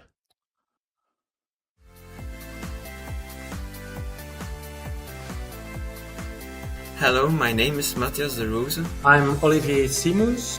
Liramel. Thomas Raw. Hi, I'm Stefan Kirchmeier. Sébastien Avaux. Vincent Neiman. Hey, I'm Ollie Jones. Miguel Pontureau. Martin Mack. Luke Elton. Lionel Bouyassine. Johan Oren. Jakob Björkön. I'm Jack Polly. My name is Howard Gilness. My name is Geoffrey Miu. I'm Daniel Trek. Hi everyone, I'm Brian Duffy. I'm Brad Guveras. My name is Ben Meir. Hello, my name is Michał Kaniński and I'm racing in Zwift World Series. Some of the top racers in the world, that's for sure, the series pass riders. Those are riders that were granted an elite badge in game from last year's competition in the Zwift Grand Prix. Those riders were selected by their teams and given a series pass because of their past elite competition. And definitely some of the best that we've ever seen in esports. Very recognizable names, Dave. Yeah, and they have to stay active in racing to be able to hold on to those spots as well. So, you have to be really discretionary as you hand those out and find athletes that are really, really committed to this whole process. We're going to be racing all the way till January before we have the Zwift Games in March. So it's going to be really, really fun to get into this rhythm of community racing, then championship racing going back every 2 weeks. Speaking about analyzing the competition, Dave, I mean, those riders are most likely watching, what do we have to go up against? And the reality of some of their teammates in this qualifier right now. Thomas Perrin is in the ear of Duffy Jr. at this point, like, whew, yeah, Chodak had it out there today, that's for sure, right? And then some of these newer riders that they're going to have to race up against, you're watching those numbers, you're watching those moves, and you're definitely thinking about, how am I going to take on these riders that are new to the game? And the other thing you have to factor in, Nathan, is the dynamics completely change when you move from qualifying 26 into racing for the big money, the preems. As you saw Hannah in the explainer, it's going to be completely different when we get into the big show coming up in 2 weeks from now. I can't wait to watch that. Yeah, it's going to be all about, that's what this was all about today, these qualifiers getting to that big show. And I'm so happy for those that were able to qualify and get those into that top 26 spots. Now, we are going to be heading on over to look at the women's start list. We still got tons of racing to come at you here. The women are going to be starting off in just a few minutes here. So let's take a look at who we have for the ladies' race for the qualifiers today. Dave, the first name in order here that comes to my mind immediately is that Emma Belforth. We saw her at Zwift Games over and over again break the pack and just get away and just walk away from everybody. Will she try that again on this course? This is a course that rewards that kind of riding, it seems like. And Emma Belforth would be the most likely rider, Nathan, to solo away and win on this course. She is probably the least concerned about 26th place, I would think. So that's a great call. 4-star favorite in Emma Belforth, but there's some other names that are really, really intriguing. I would never look past Elise Gallegos after what we've seen from the American. I mean, Gallegos is a shooting star in this sport, Nathan. So she's up for the task, a course that suits her super well. And I'm also looking at the Canadian Monalique Keller in this group. She has a really stellar race resume through the years. She's represented Canada at the World Championship, so good to see Mona Lee in this field. Tiffany Penner also. If it's a sprint, watch out for Tiffany today. Eleanor Wiseman is here. That is a name definitely to be watching out for. I have a feeling that that is going to be within a top 10. Liz Van Houweling has shown up. Great to see her. Kate Tridden is here as well. Christy Tracy, that's a rider that's going to be looking to slip into a top 26. Stephanie Sidlick, also good climber, has a punch, but it's definitely going to be someone who's going to want to make the racing very, very hard. Lexi Snover's here. She's, I think, in that group of a sprinter trying to hold on to the pack and make that kick to the line. Maria Holdcroft, also another one who likes to make the racing very difficult. Dave, I have a feeling we're going to have a different race out here today than what we saw in the men's race because of the way that these ladies are going to want to take on this course. I think they're going to try and split things, and I think it's going to split a little bit more. I find this fascinating, to tell you the truth, Nathan. I mean, we can talk about it during the race. Is the range of talent greater or denser, wider or narrower, I guess would be a better way to put it, in this women's race? I mean, I see a lot of quality names, and it's definitely going to play out differently than we witnessed the men's race. I mean, here's another name that stands out. It's been a little while. Actually, they're right next to each other here, Sammy Stewart and Anna Svartstrom. So these are some big-time talents that we've got in our field. Look at that, how that stacks up right there between Alexi Snover, Sammy Stewart, Anna Svartstrom, and Stephanie Sidlick, who's one of the best esports climbers that we've seen in history. You don't have to look far on the start list to find a tremendous amount of talent. And again, just like in the men, someone will come out of the woodwork today in this women's group. You know, a rider, Nathan, that we should be shouting out here as well is Leonie Dijkstra, the Netherlander here. She's a huge talent. So, yeah, you could just keep peeling back layers of this onion to find riders who should be in that top 26. But just like the men, we're going to be transferring 26 of these riders to join the 24 Series pass holders. Yeah, this is going to be an interesting one. I have a feeling, Dave, when it comes to the Zwift World Series here, we're going to get a lot of riders actually that are new to the elite side on the women's side of things. I think a lot of new stars are going to come out of this group of names right here because we do have a lot of familiar names, but I'd say about half of this list for me, Dave, are new riders looking to get involved at the top level. And because of this open pathway, it gives that opportunity to these women. I can't say enough about how much I want to celebrate that reality of what Zwift is doing for these ladies right here, giving them this opportunity to prove themselves on the world stage and make it to the top end of the elite racing. And this list specifically right now, Dave, because of the names that I'm seeing here that are familiar, but then the ones that are unfamiliar to me, that tells me that we've got a lot of new stars rising up in women's cycling right now with virtual racing. Yeah, I'll be honest, Nathan. I completely agree with you first off on that point. This is exactly what we've been looking for. We're only a few seconds away from being out on course. Who is going to make their mark? I got to shout out Louise Gabst as well. Watch out for the Danish strongwoman. This one is going to be brilliant. We have a world-class field with tremendous amount of motivation. We're going to find out who the real strong women are here in Richmond. Nathan, we're just about ready to throw it down on course. Oh, I am so excited for this one. It's our women's open qualifier. Let's get it on. And now as we're going to head out onto course, it's going to be a left-hand turn as we saw with the start and right on down into the downhill in Richmond. 3 times around the climbs and then the left-hand turn on to the upper slopes of Richmond course and then back down into the traditional course. That's what the ladies have to look forward to. And right to the front, it does look like a German flag there to the front. And will we see those early attempts as we saw in the men's race? And Nevin now to the front. There's Liz Van Houweling in the new Next Esports kit. Man, I can't get enough of how organized that team is. And they've already got their new kits ready to go. Little bit less wiggle room out here, slightly smaller field than we saw for the men, Nathan. So it really makes staying on your toes even more important. Is if a split opens, it's going to be incredibly hard to close these gaps down. So you can see everybody really, really attentive. Nice to see Sarah Roach out here in the field. One of the things, Nathan, that I love is what Zwift Racing has provided for men and women, but in this case, the women, where a lot of moms like Sarah or Liz Van Houweling or Elise Gallegos, who wouldn't be able to travel right now around the globe to go race, but they can get high intensity, world-class racing right in their pain cave at home. And that's exactly what we've got going on right now as we take a look at our women's field spread out across the road. Nathan, this is such a challenging course that we're racing on. No rest for the weary out here today.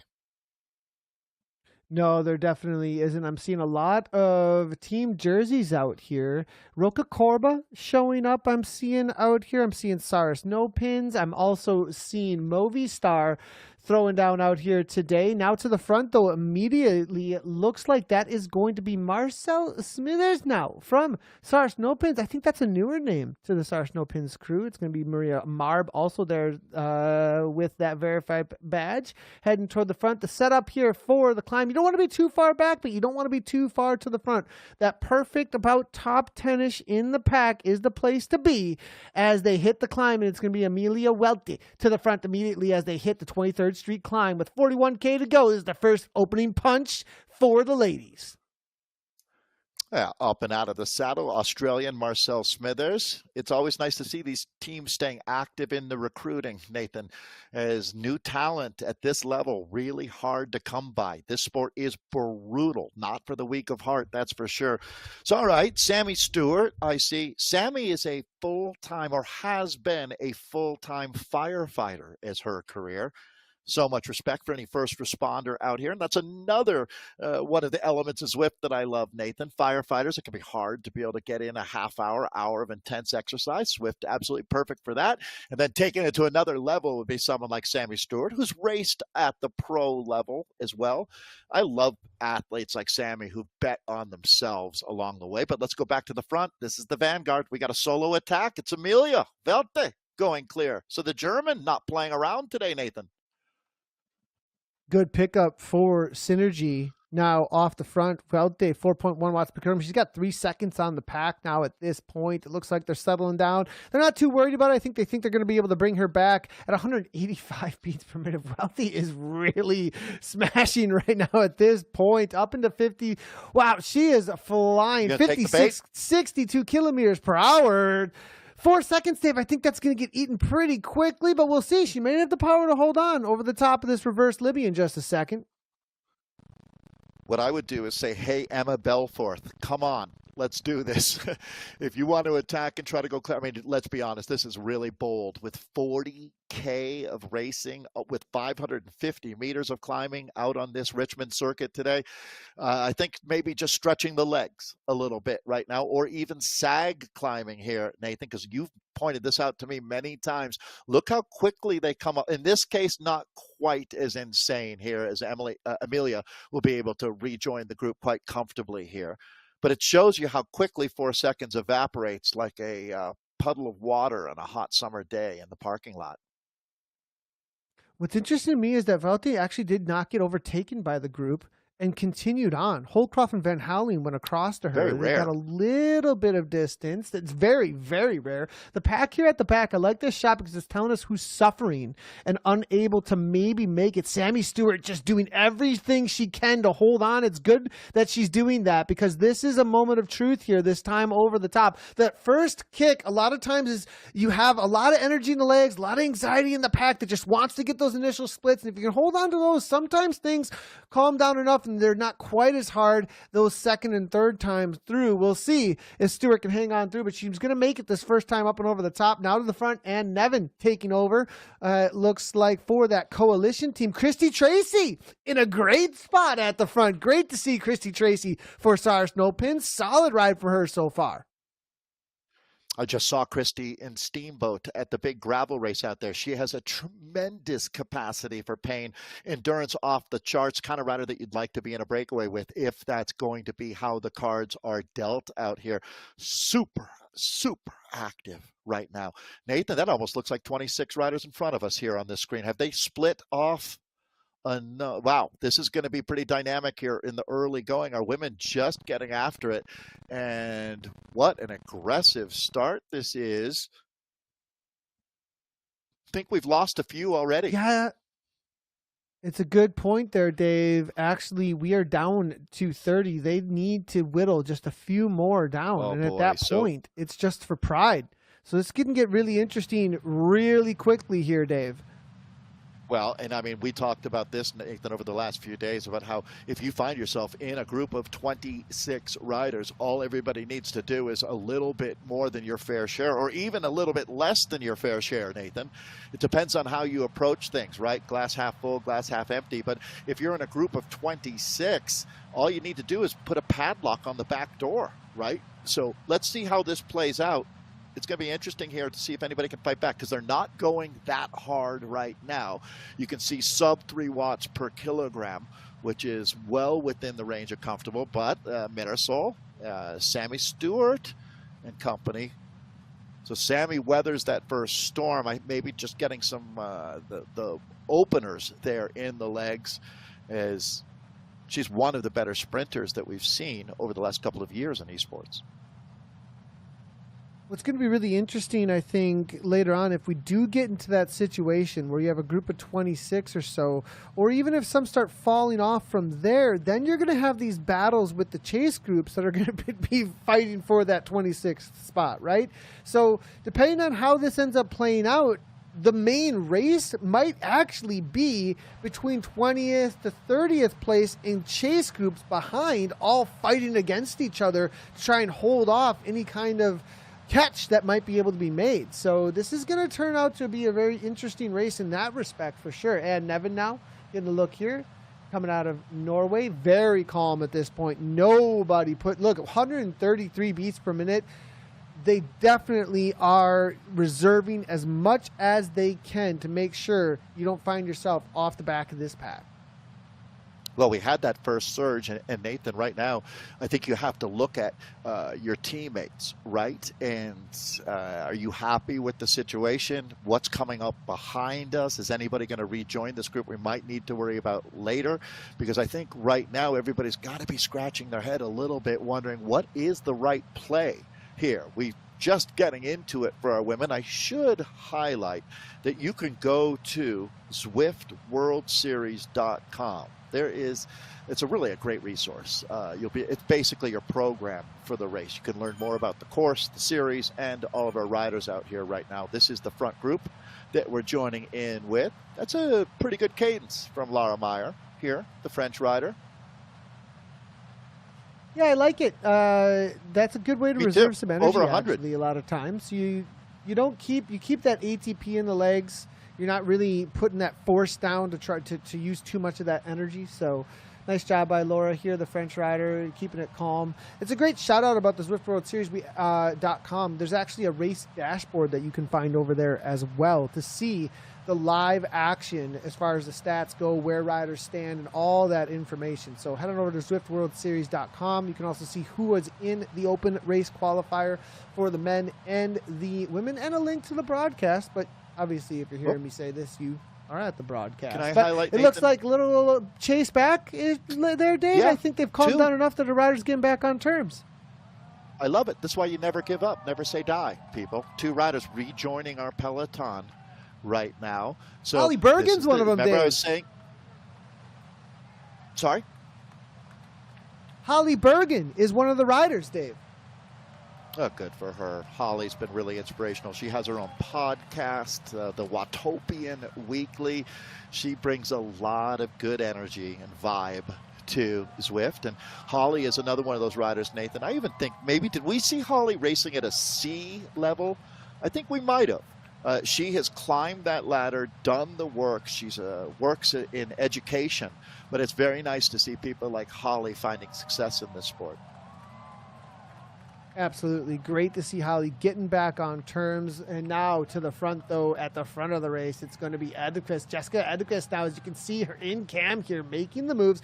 5.2 watts per kilogram as she spins up to 99 RPMs. And it looks like this is going to cause a little bit of damage. Now, this isn't a serious attack or anything, but it's definitely setting the table for what's to come next over the top of this climb. But again, it's going to be this Amelia Welty. She continues to be a force to be reckoned with out here today, and she is just trying to make the racing as hard as she possibly can for the rest of the riders, it seems like to me. But a rider like Liz Van Houweling, a couple of these other riders that are in the pack, very experienced riders, Annie Poland, Britt Litton, I think that these are riders, Maria Holdcroft as well, they're not necessarily taking their bait. They're looking to see how this plays out as Amelia from Synergy puts these attacks on the front. Yeah, Nathan, right now, conservative is going to be the name of the game for a little while here, I would think. You know, you really have to look at, if you're going to burn a match, what is your reason? And I think for these women now, they're smart. They realize that a solo attack right now isn't the right play. And that's the sophistication that we're seeing in the sport. And I absolutely love that. So come on, Holly. This is Holly that we were talking about, trying to chase her way back in. So throwing her a ride on. You can get onto your Zwift Companion app and find easily these riders that you'd like to support. And Holly will get a lot of ride-ons. She's a very popular rider. You can see them raining down on her right now. So come on, Holly, let's get back up in there. Those ride-ons do more than you might think to help. Nathan, you would agree, wouldn't you? Those ride-ons, you feel each one kind of lift your spirits a little. Oh, 100%. You can see the name of the person giving you a ride on your own personal screen. So Holly will know exactly who you are as they are dropping left, right, and center on that avatar. But at the front of the race again, Amelia Welty goes again. And this one's a little bit more serious. I saw 7 watts per kilogram for a moment there. And she's got 4 seconds immediately. Here's the thing, Dave. I have a feeling that the reality of that pack and how many places are available, they may be thinking, look, let her go. She's going to burn herself out there, and I've got 4 places to play with here at this point, maybe 3 places to play with that I just need to not be in those places. And if you have confidence, you might not be that interested in maybe taking a risk off the front and blowing up. That may be the situation here from a lot of this pack, saying, okay, Amelia, you can have front off the front. You know, it's interesting and kind of similar, isn't it, Nathan, to what we saw in the men's race, where you have to judge whether it's worth it or not to try to chase this back. I think at this point, Amelia must be feeling great legs, and she's just rolling off the front, because this is not an all-in attack. And I don't know that she's going to get a group of 6 that bridge up. I think this is going to shuffle the cards one more time here. This is going to be interesting because, I don't know, Nathan, did they play musical chairs when you were a kid in Wisconsin? Familiar with that game? I think most people around the world would be. And this is really kind of that. A game of musical chairs right now. There's 32 riders and 26 chairs. So most of us are going to find a place to sit in the race coming up in 2 weeks. But right now, exactly that. Amelia just must be feeling really good, Nathan, but not exactly sure what to do with all of those available watts. Definitely a thing that Synergy likes to do, which is attack off the front. They tend to be the kind of race team that likes to make the racing as hard as possible. So I have a feeling also that there's just an ethos of the Synergy team. Maybe also there's a tactic game played out here today. We do have, it looks to be 4 other riders from that team. I have a feeling it's going to be Sarah Roach also in there for that Synergy team. Where is Tiffany Penner? Has she shown up on the day is a big question for me as well. If we don't have Penner in here, that's a big name that maybe has not shown up on the day for that Synergy team. Maybe giving it a couple other spots to some of her teammates out here today, because she definitely would have been a shoe-in for the win. Now we are going to be descending again down this Governor's Street, and this is a section where the riders, they can just take it very chill, sit in, let the heart rates come down, because they're looking forward to 3 climbs in a row, 2 immediately in succession of each other. 23rd Street is what they're going to be thinking about, and you do not want to waste any amount of energy. Now, here's a name that we definitely need to be talking about, and that's going to be Becca Neeson. We actually had Becca Neeson on a podcast actually a few months ago. It's great to see her because she is a force to be reckoned with when it comes to the women's scene for racing. She's a great leader amongst that. Over on ZwiftInsider.com, you can find a whole new section that she helps lead, along with a lot of other leaders in the women's community, to help get that racing some attention out there. And so she helps organize stuff. Becca Neeson, great to see her out there. ZwiftInsider.com/WMN is where you can find more information about the women's scene. We had a great show this past Tuesday, actually, for the upcoming Iceni series. And I believe that's the FCC, the Femmes collab that they have going on. Dave, Becca Neeson, she is definitely an awesome proponent for women's cycling. Well, and she's doing a great job, more than punching above her weight in this group. As you can see her tucked into the sweet spot. Thanks for that shout out, though, Nathan. Is women's racing on Zwift is where it's at. No question. Is taking a look at this group. So Sammy Stewart weathers the storm. Rianne Denton up there as well. You can see a lot of Swedish flags when this one is done and dusted. So that's going to be now, Nathan. I have a feeling that you got to be conservative at this point if you're in this group. I'm not going to put my neck out there. And Holdcroft riding on the front for the Toyota Cryo team. Heard some exciting things, some new riders that are joining up with Toyota Cryo to look forward to. So that team continues to go from strength to strength. One of the original teams in Zwift Racing, Nathan, talking about Toyota Cryo there. You're going to see a lot of great representation on all of these squads. Yeah, and it's a good point, actually, Dave. I think you saw the comment that came through from actually Gabriella Guerra over on the chat. A little correction to Nathan there, and thank you very much. Tiffany Penner has joined Toyota Cryo RDT, no longer with the Synergy team, so that's a big pickup, actually, for Toyota Cryo. So they've obviously been on the recruiting end of things over the summer. Interesting to see, because Dave, I have a feeling that is a resurgence of that team a little bit on the women's side of things. Great to see these pickups of some big names, actually. Well, and Nathan, I've been bullish on Tiffany Penner. I bet on her last year, and it really paid off. I didn't technically bet on her. I wasn't on Unibet, but I definitely saw the talent there. And this young Canadian out of Winnipeg has been a force to be reckoned with. And, I mean, if this is a field sprint today, she could win this race outright, talking about Tiffany Penner. She, during the Zwift Games, was finding top 10s, and she was still green at that point. She's an Alex Coe coached athlete. That's always a great indicator. Same thing for Elise Gallegos. But, Nathan, here we go. Amelia Velte is irrepressible out here today, throwing some big watts at it on the front. Van Houweling getting up there. Maria Holdcroft, Sarah Roach, Iris as well. Nathan, they might split this group. Yeah, and I've got to say, I am very impressed by Velte. This is monstrous, and I think Liz Van Houweling and Sarah Roach can sense it as well, that this is the rider to watch out for today. She is just making every single move very difficult for the rest of this pack, and it is splitting. There is a group of about 15 riders, it looks like, really starting to make their move. A couple of riders trying to get back on terms. I'm seeing some big names here, Dave, trying to make a chase, but Britt Lytton has made that. That's a great name to see. I've got a feeling if Britt Lytton has made this front group, this is a different Britt Lytton than I've seen before. Britt Lytton has put the work in, it seems like, over the summer. And that's a rider, when you can see the passion for a certain community and a type of racing or a type of sport, you can just tell that they're really, really into it and that they put that work in to be at the level that they want to be. I'm seeing that from Britt Lytton, the New Zealander, the Kiwi right now.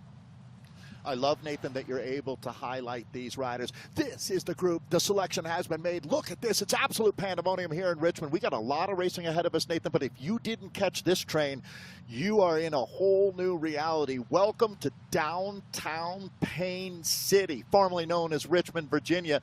But that's not 26, Nathan, in our front group now. Looks to, well, we'll get these numbers for you, but let's talk about riders who made the selection. Christy Tracy is up there. Velte certainly there. How about Marcel Smithers today? She's keeping her head above water. Monalique Keller's made the selection. Marisol Ortiz, the Danish rider there. Quite a few German flags now flashing through. So this is your vanguard, the Tête de la Course that we're looking at now. All right, Nathan, let's do some inventory here.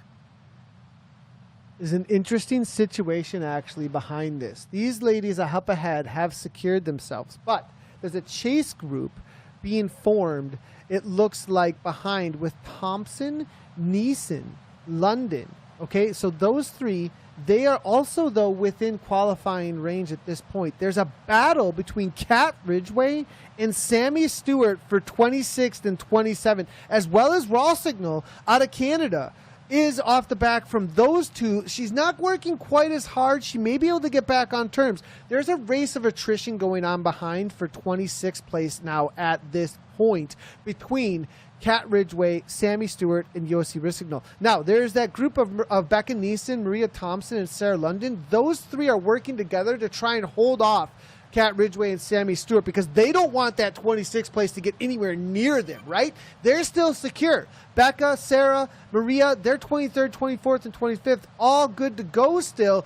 If Kat Ridgway and Sammy Stewart were to get together and start working together, they could battle and try and get back on terms to be involved here. Kat currently secure, but she's got to hold off Sammy Stewart, who's working hard in 27th right now.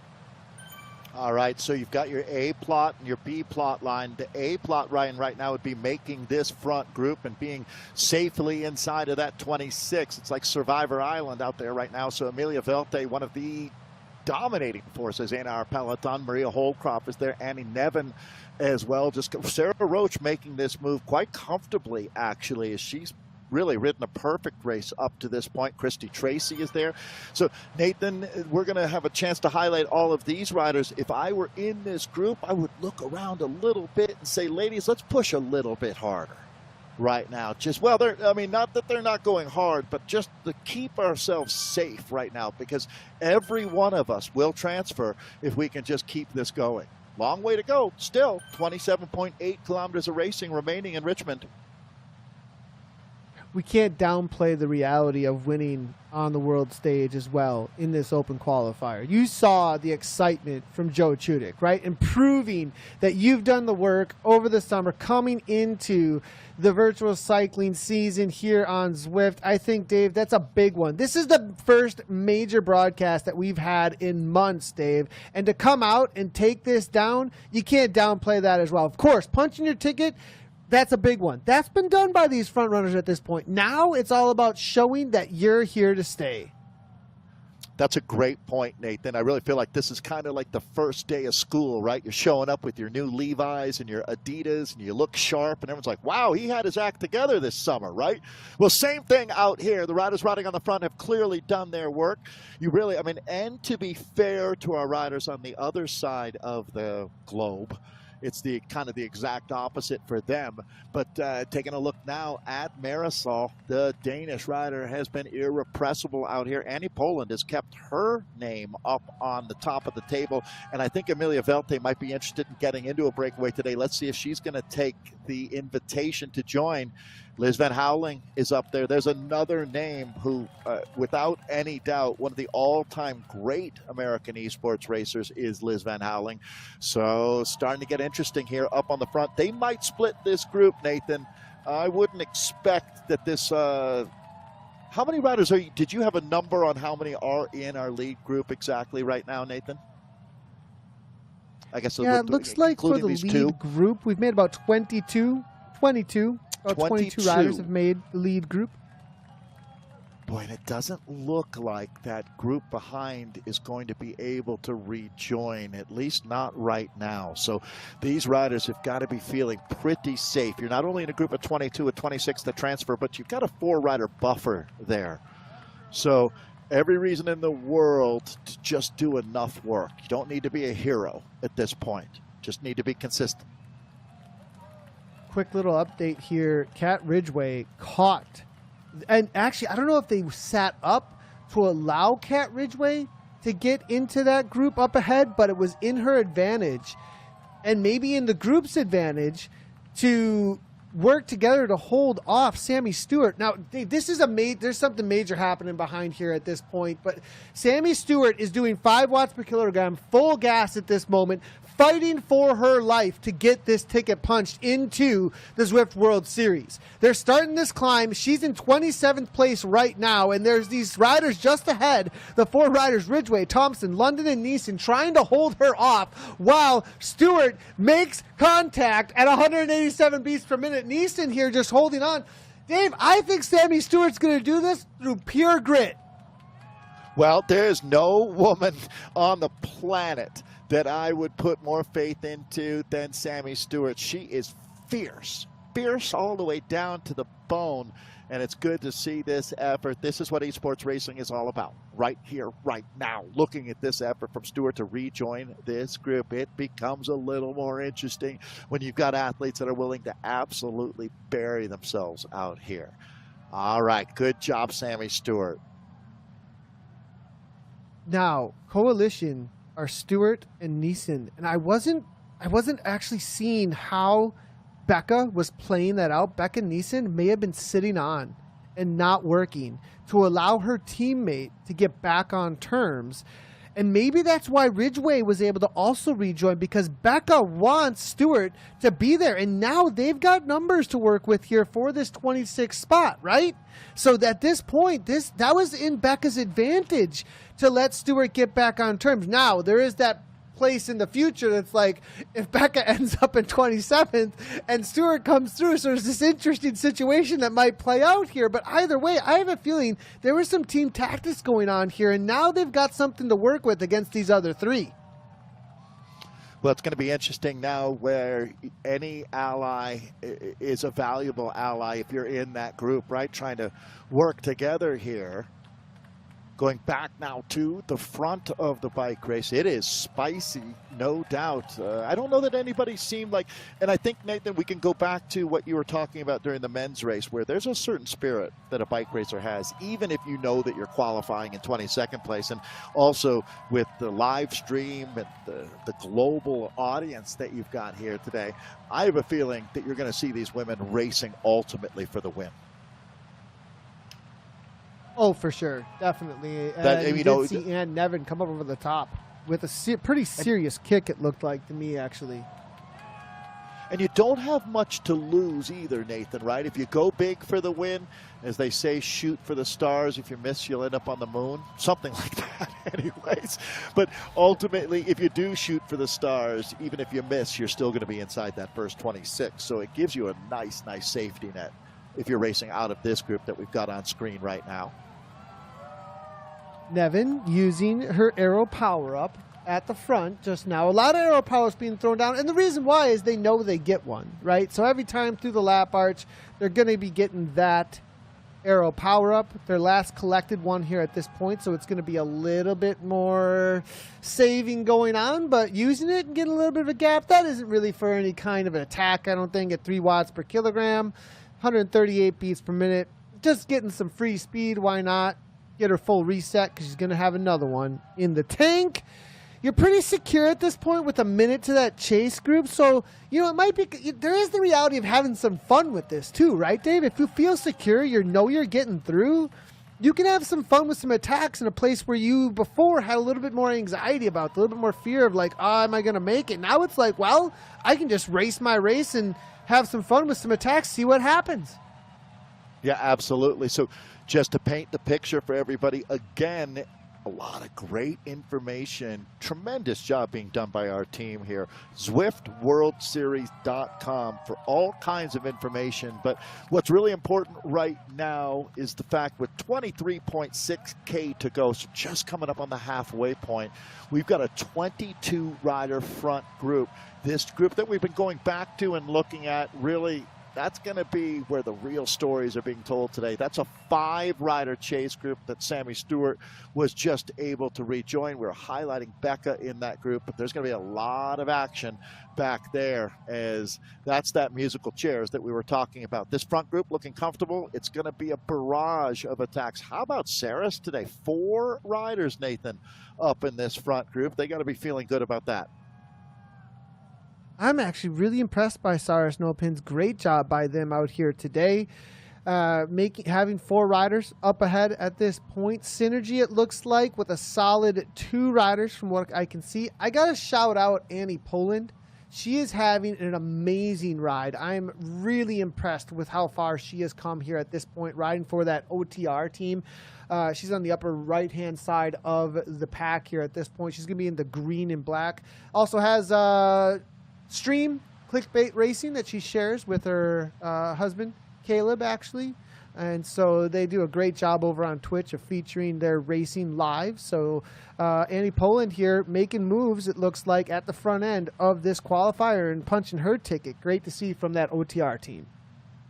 I'm happy to see Monali Keller up in this group. Monali, a mom of 3, has a big-time job, and her dedication to esports has really inspired me, to tell you the truth, through the years. So both Sarah Roach and Monali Keller bring a certain element to this sport that I absolutely love, as we take a look at a group that is not going to lay back. No one's resting on their laurels right now, Nathan, as it looks like Amelia's back at it. Annie Nevin trying to get up there and cover. Liz Van Houweling always knows where the action is. Christy Tracy having a great ride today, as we take a look at the women starting to string this group out here.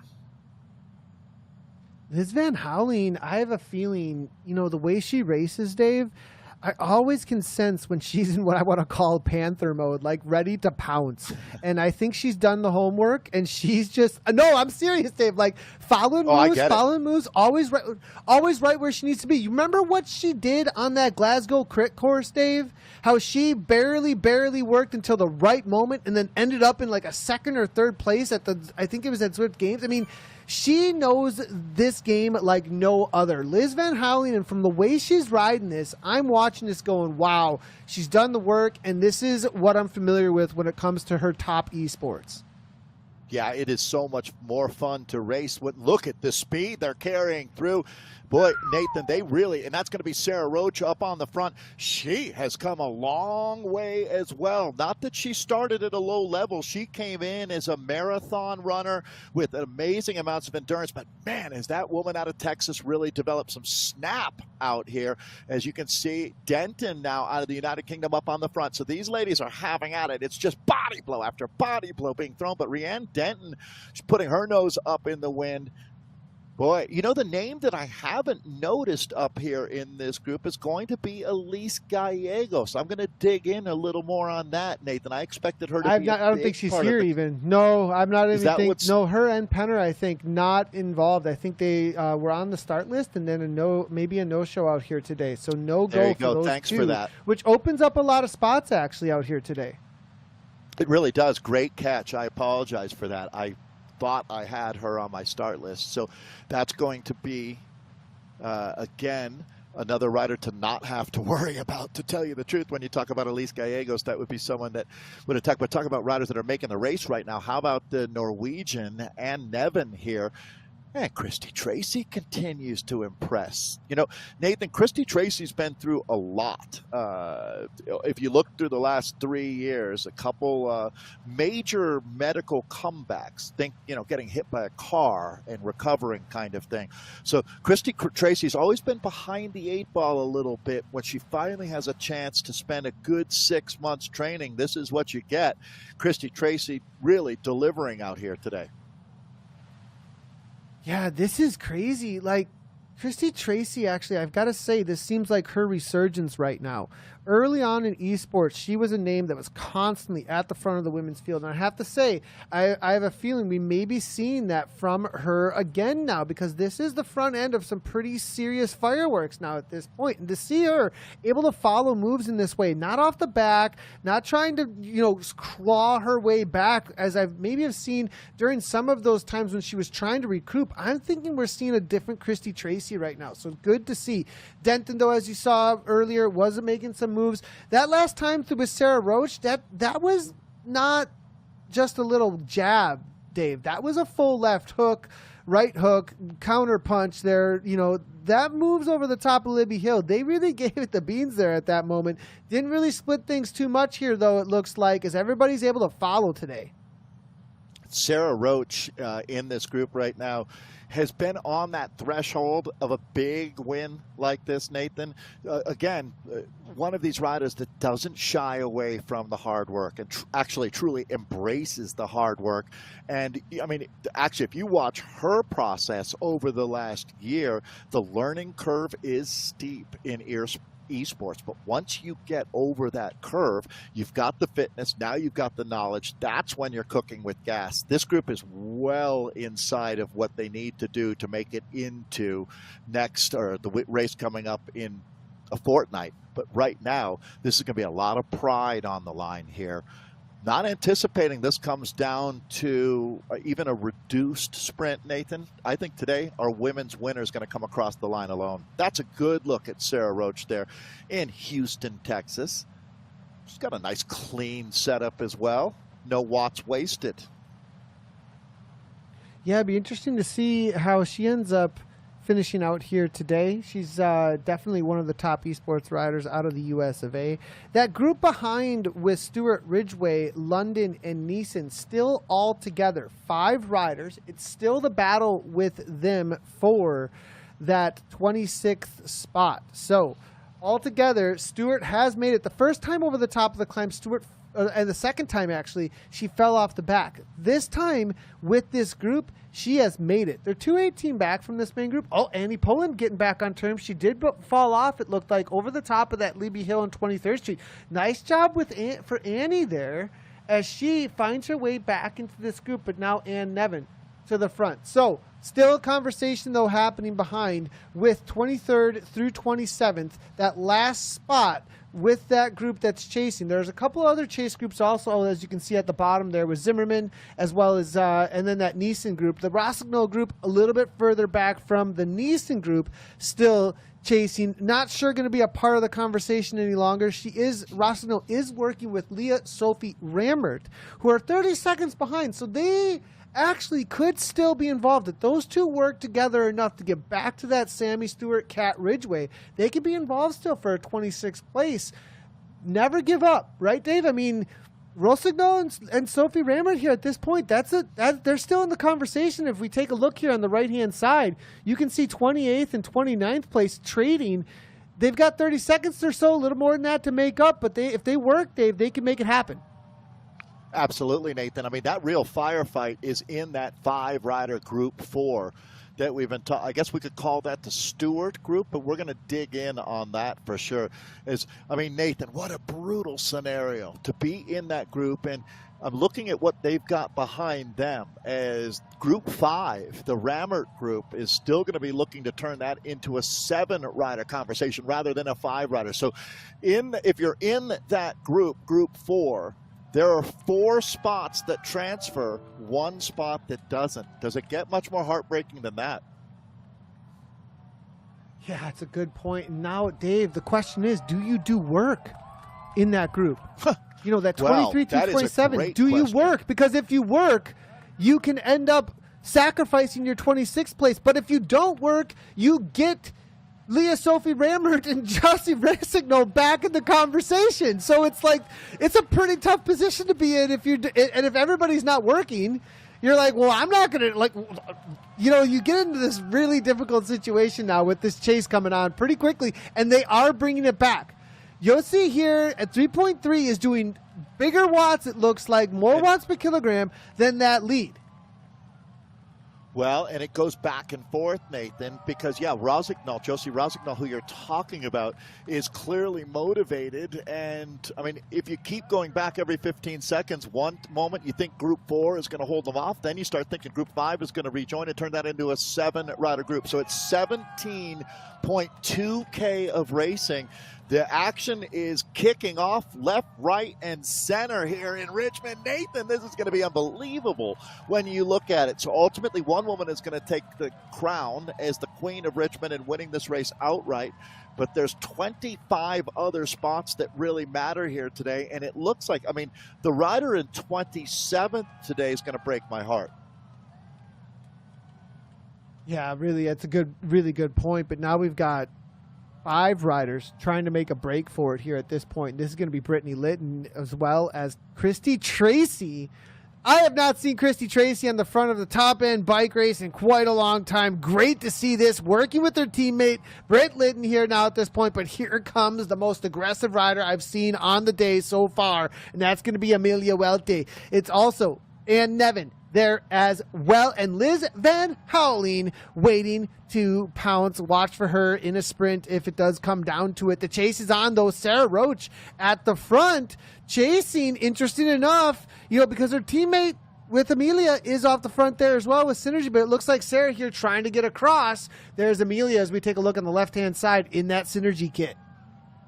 Nathan, it is fascinating as we've watched this develop over 10 years. You were showing up at the first races way back in the day and how far we have come. But what I really love, and we talked about this a little bit, touched on it during the men's races, how the dynamics of team racing, individual racing, and marrying those together here on Zwift, we've really, in my mind, we've found the right formula here. Because ultimately, it's you pedaling that bike, and qualifying is going to come down to your ability, but if you can bring some teammates along, that's always a good thing, and this is just a Donnybrook that we're looking at now. So focusing in, Amelia Welte, Nathan, that's a name that's relatively new to me. I'm not going to say she's coming out of the woodwork, but this is a command performance out here. We'll definitely be watching for her in 2 weeks to have a major impact when we get into the main events. But right now, just qualifying in this 26, this group, these women are racing for the win.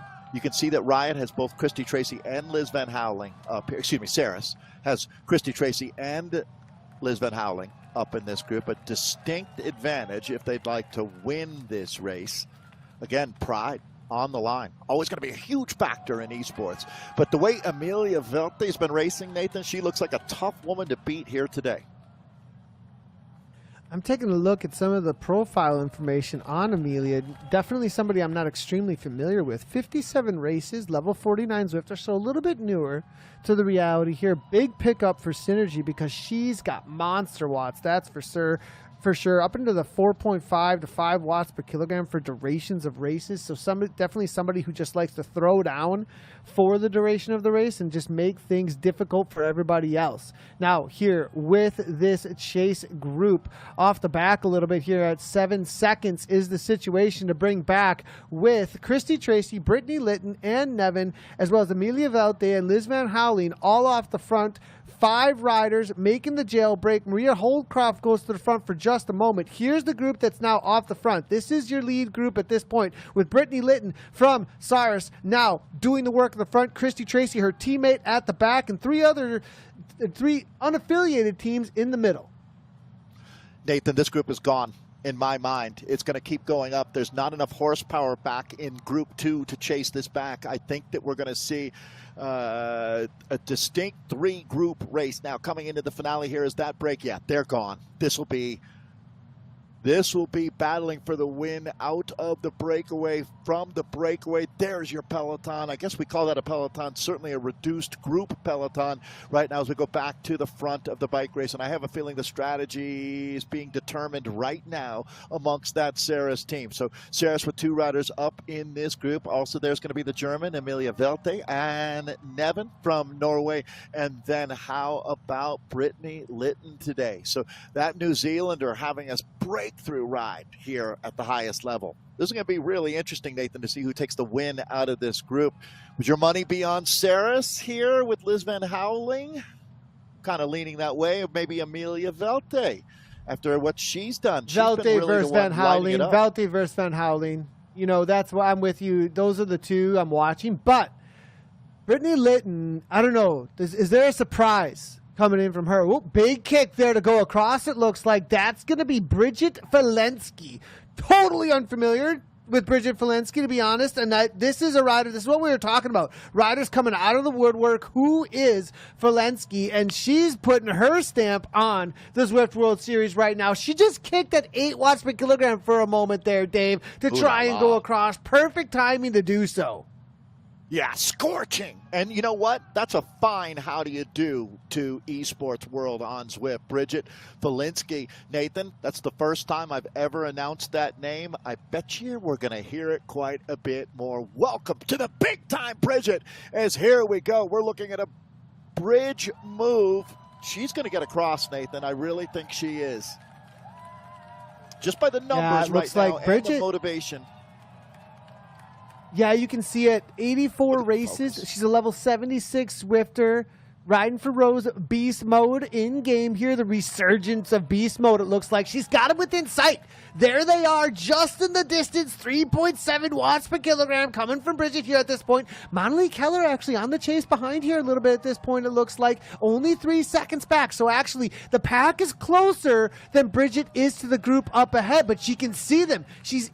They're in sight at this point, but she's got to put out just a little bit more. 4.4 watts per kilogram. And Nevin's on the front, putting out a solid 3.8. Here's the group behind. Holdcroft and others now. Sarah Roach is in here as well, about to take that right-hand turn. I think a little bit of discrepancy there on the timings there. I have a feeling that Bridget's actually a little bit further up than that's giving for us there, and I think Bridget may come across, as you said, Dave. Yeah, it's interesting. She's riding away from the peloton, but not really closing down on the breakaway. So this is what you'd call no woman's land. If anybody ever said, what does no woman's land mean? Well, that's exactly where Bridget is right now. I'm still pulling for her. She is closing it down, and to her credit, she is all in on this bridge. But as I said, Nathan, you can swing big out here and not have to worry about completely striking out, because even if she gets caught by that chase group, she's still going to qualify to move into the main goal, which is racing in 2 weeks. So I love the courage we're seeing from Bridget Falensky right now, the beast mode rider. They're right there. This is the hardest 7 seconds to close, but Nathan, again, how can you not be pulling for the German rider here? Oh, Christy Tracy, she is really digging now at this point. She sees the chase coming, and Christy Tracy just threw down 5 watts per kilogram at the front. Oh, man, that's got to hurt for Falensky, because you think so? Van Houweling? Oh, absolutely. This is a setup for the finale. Or you think Litton? Well, what Tracy is doing is trying to set the pace high enough that the counterattack comes from Liz Van Houweling, which is going to be imminent. Van Houweling must have a 10K plan out here. With Tracy taking that pole, that had to be for a reason. Although I've been wrong before. Yeah, I think out here. I mean, maybe she just doesn't want another rider to get involved at this point. Or maybe she was on the attack to try and make something happen while Britt Lytton sat in. Yeah, I mean, to be honest, if Filinski does join the group, which is looking less likely now, I mean, she might end up finishing between these two groups out here. As you can see, she's got 12 seconds back to the peloton, but still 10 seconds away from the women that we've got on screen, talking about Bridget Filinski. So that really, I mean, she's been caught in that quicksand that is no woman's land. So Christy Tracy, really, I don't know that Bridget would be such a big problem for them. I do think that they're going to be racing for the win. This team that we're talking about, Saris here, they are all about quality wins, and this would certainly qualify as that. Let's see how this plays out. They've got to be worried about Amelia Velte from everything that they've seen here. So they're communicating. Look at no Liz. doubt about it. Liz is so chill right now. Like, oh yeah, okay, da-da-da, smiles on her face. I mean, he's qualified at this point, and now it's all games amongst riders who know each other real well. Right? I mean, I guess Amelia Velte might be a rider that they're not extremely familiar with, but outside the rest of them, they've been racing each other for years at this point. And Christy Tracy, I think, did just give a little bit of games at the finish, and Van Houweling responding a little bit there as they're starting to play some games amongst each other. I think you're right, though. I'm not sure. It's been stuck at a solid 9 seconds for Bridget Filinski now at this point. So now she's put herself in a situation where she just needs to just keep it steady to hold off that pack and be, get that solid 6th place on the day, perhaps, It's been a little while since Liz's nose has been in the wind. She knows exactly what she's doing here. Her teammate, Christy Tracy, I really have a feeling that's the case. We'll see how it plays out. We're down to 11.1K to go. So this is finale mode that we're moving into. But, Nathan, when's the last time that you saw Liz take a pull? And it's not because she doesn't have the ability to. It's because she's really building up as much energy as she can for what I would expect would be a patented Liz Van Houweling attack. She's been one of the top Americans for the last 4 years in this sport. She doesn't miss a step when it comes to racing in esports. So even though all things considered, Velte has shown herself to be a tremendous talent, I got to keep my eyes on Liz Van Houweling as the woman to beat out of this breakaway here. Van Houweling on the left-hand side, as you can see there, steady 3.2 or so. As we can see, it's interesting now, Dave. I have a feeling that the group behind has started to pick up the pace just a tad.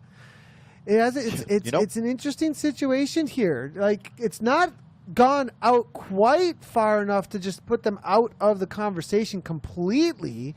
The downhill will tell us a lot about how they ride, but now Amelia Velte heads to the front, and I think she was trying to instigate a little something to say, come on, let's move this here. We don't want them to come back.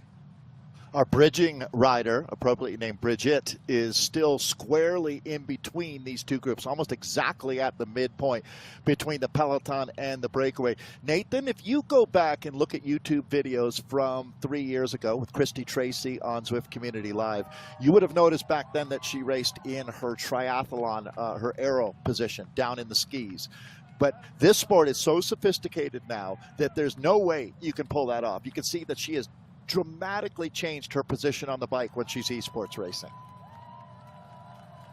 Yeah, and she's pressing again, 5 watts per kilogram. And have you noticed that Lytton is not taking a single pull? It's only Christy Tracy, Liz Van Houweling, and Amelia Velte. There's games being played here at this point. Nevin a little bit, but Lytton, she's just waiting. I think this is a play by Saris here. A lot of chatter going on, a lot of talk. The legs are talking a little bit more, and the numbers are talking, that's for sure, about who's willing to do the work. Now Lytton starts heading to the front a little bit. Will she take a pull, or is this just games being played here by Saris No Pins? Yeah, well, I mean, they obviously have next esports superstar Liz Van Houweling to deal with. I love the fact that Lytton and Tracy are able to play off of each other here. And yeah, Lytton would be the wild card, right, Nathan, in this group? If she can pull this off, she definitely would be wanting to give Christy Tracy a pat on the back. That's going to be really interesting to see who's the first rider to commit to attacking out of this group. it's Van Houweling, right? I mean, I have to think it would be. I don't know. I mean, I think I get the feeling Who's the that best Van sprinter Houweling, in she's this going to group? wait for. Well, that's a good question, actually, Dave. I would say Liz Van Houweling. That's who I would usually go for here. But there are some newer, Britt Lytton, she may have a good kick on her. I'll have to take a couple of looks, actually, and get some new information, because this is a whole new ball game to me a little bit at this point, Dave. We've seen a lot of these riders before, but they're coming into a new era, I feel like, for some of them. So we'll see if something's changed at all, because the reality of the kind of numbers I'm seeing from Christy Tracy here at this point, Dave, tells me that there's a new rider to be dealing with. I think Britt Lytton, from what I'm seeing, at 8.9 watts per kilogram, about 592 is the maximum. She wants something actually to go from long. She doesn't want a kick to the line, is what I'm thinking here from Britt Lytton. So I have a feeling that she may be sitting in and waiting for her moment, or just going to hang on all the way to the line and maybe get a kick when it's things get really difficult up over the top of Governor Street into the last 500 meters. But, I don't think that Britt's necessarily looking to make any kind of attacks. All right, well, and I would agree, Nathan. Again, going back in cam with the next rider, Liz Van Houweling here. Van Houweling, boy, does she look comfortable. I mean, this shouldn't surprise anybody, sitting at 161 beats per minute and actually watching her heart rate drop right now. That's composure, absolutely. So will the next rider spring an attack out of this group? Starting to see now 7.9K to go. I'm wondering, Nathan, going back now, the storyline with Felinski in between these two groups, Group 3 with 11 riders, and it has split. So the storyline now changes dramatically back here, as that group that we were looking at earlier of 5 riders almost becoming 7. Well, that has really changed. Peloton now effectively 11 riders, but it is a group of 2, then another group of 2 behind them, critically filling in these 26 spots that transfer here. Boy, it's every woman for herself. Just to answer your question, Liz Van Houweling is the dominant sprinter for sure. 11.2 or so watts per kilogram for her max sprint, about 2 watts per kilogram more than anyone amongst that pack. So Liz, I think, can sit in and wait unless she kind of gets put on the rivet a little bit over the top of the climbs. That'll be the only way. I think her sprint wouldn't be able to play, but I have a feeling she may have the breadth of zones to work with across the power with these riders, so she'll be able to sprint to line. I do think she is heavily favored here. Yet does she even wait for a sprint, I guess would be the question. To Saris's credit, with 2 riders in this group, Lytton and Tracy, they've been doing what they can to keep the speed high, but they really haven't cracked the code. I mean, and I don't know that there is a formula to get rid of Liz Van Houweling out of this group. As a matter of fact, there really isn't, to tell you the truth. So you got to work with what you have right now as we look at the top 5 spots out on course. 26 riders. Now, this is the rider, Amelia Velte, Nathan, that I'm going to be interested to see how she plays her cards. She was the most active rider over the first 20K. Wouldn't you say even the most active rider out here today would be Amelia? Yeah, for sure. She's definitely been one of the strongest riders out here today. Her 20-minute is crazy. Like, I think she does not want to go to the line with Liz Van Houweling. She wants to break this before the finish line. And she's, out of all the riders here, I think she is the strongest to do it. And we'll see if she's able to break the likes of the next rider actually out here. Liz Van Houweling sitting in, doing what she does best, and playing her cards exactly right. We'll see, though, if Velte, again, Van Houweling versus Velte, I think that's the conversation to the line. But any of these ladies, they can show up on the day and prove us absolutely wrong. If that's the case, Velte's heart rate relatively high. She's pretty deep into the pain cave right now, Nathan, sitting in the mid-170s here. Van Houweling has been a little, well, I mean, obviously there's going to be physiological differences here, and the heart rate doesn't tell you everything, but Liz Van Houweling looks to be right now just so, every time we go in cam with her, she looks incredibly comfortable. And Yeah, it's going to be fun to see how this plays out. We really are racing for the win here in Richmond now. These 5 ladies have clearly proven themselves to be the class of the field. That group behind also feeling pretty comfortable. As what's amazing is, you know, Bridget Valinsky, Nathan, is she's not closing down on this group, but she's continuing to hold more than a 20-second advantage on the group behind her. So she's pretty comfortably, well, I don't know if it's comfortable or not, but still holding on to that 6th spot out there. Yeah, it's a good point. I'm a little she's doing surprised. A great job. Now, it's not super comfortable. I mean, 20 seconds, though, she can hold on. It's an interesting one. Nice job by Bridget here. Unable to come across, but holding on to a steady gap. And I have a feeling that that group behind's not that interested in doing more than that 1.8 watts per kilogram that Maria Marb is currently doing. This is a good test for Bridget, to tell you the truth, because even if she does get caught, she's still in a group that's filled with qualifiers. So it's not really a big risk or even a risk at all, but it is a good test to see where your fitness is at in a race dynamic. I got to highlight here, Dave, things have changed drastically in that group for the 26th spot. We had a rider DC or disconnect or some sort of mechanical or something between 26th and first place, and now that chase group is down to 26th. Everyone will punch their ticket, but there's been an attack from that group. So Maria Thompson tried making a break, but this is the situation. They did catch her, it looks like, from what I'm seeing here. And so this group is all together, but it looks like they're going to all make their way through. Josie's the chase now for that 26. Yes, good call. Right. Rosignol is the one rider who would be on the bubble, the wrong side of the bubble. So we'll see what she can do to chase back into Group 6. That's a 5-rider group that we're talking about. So, yeah, watching the action out here right now for these qualifying spots.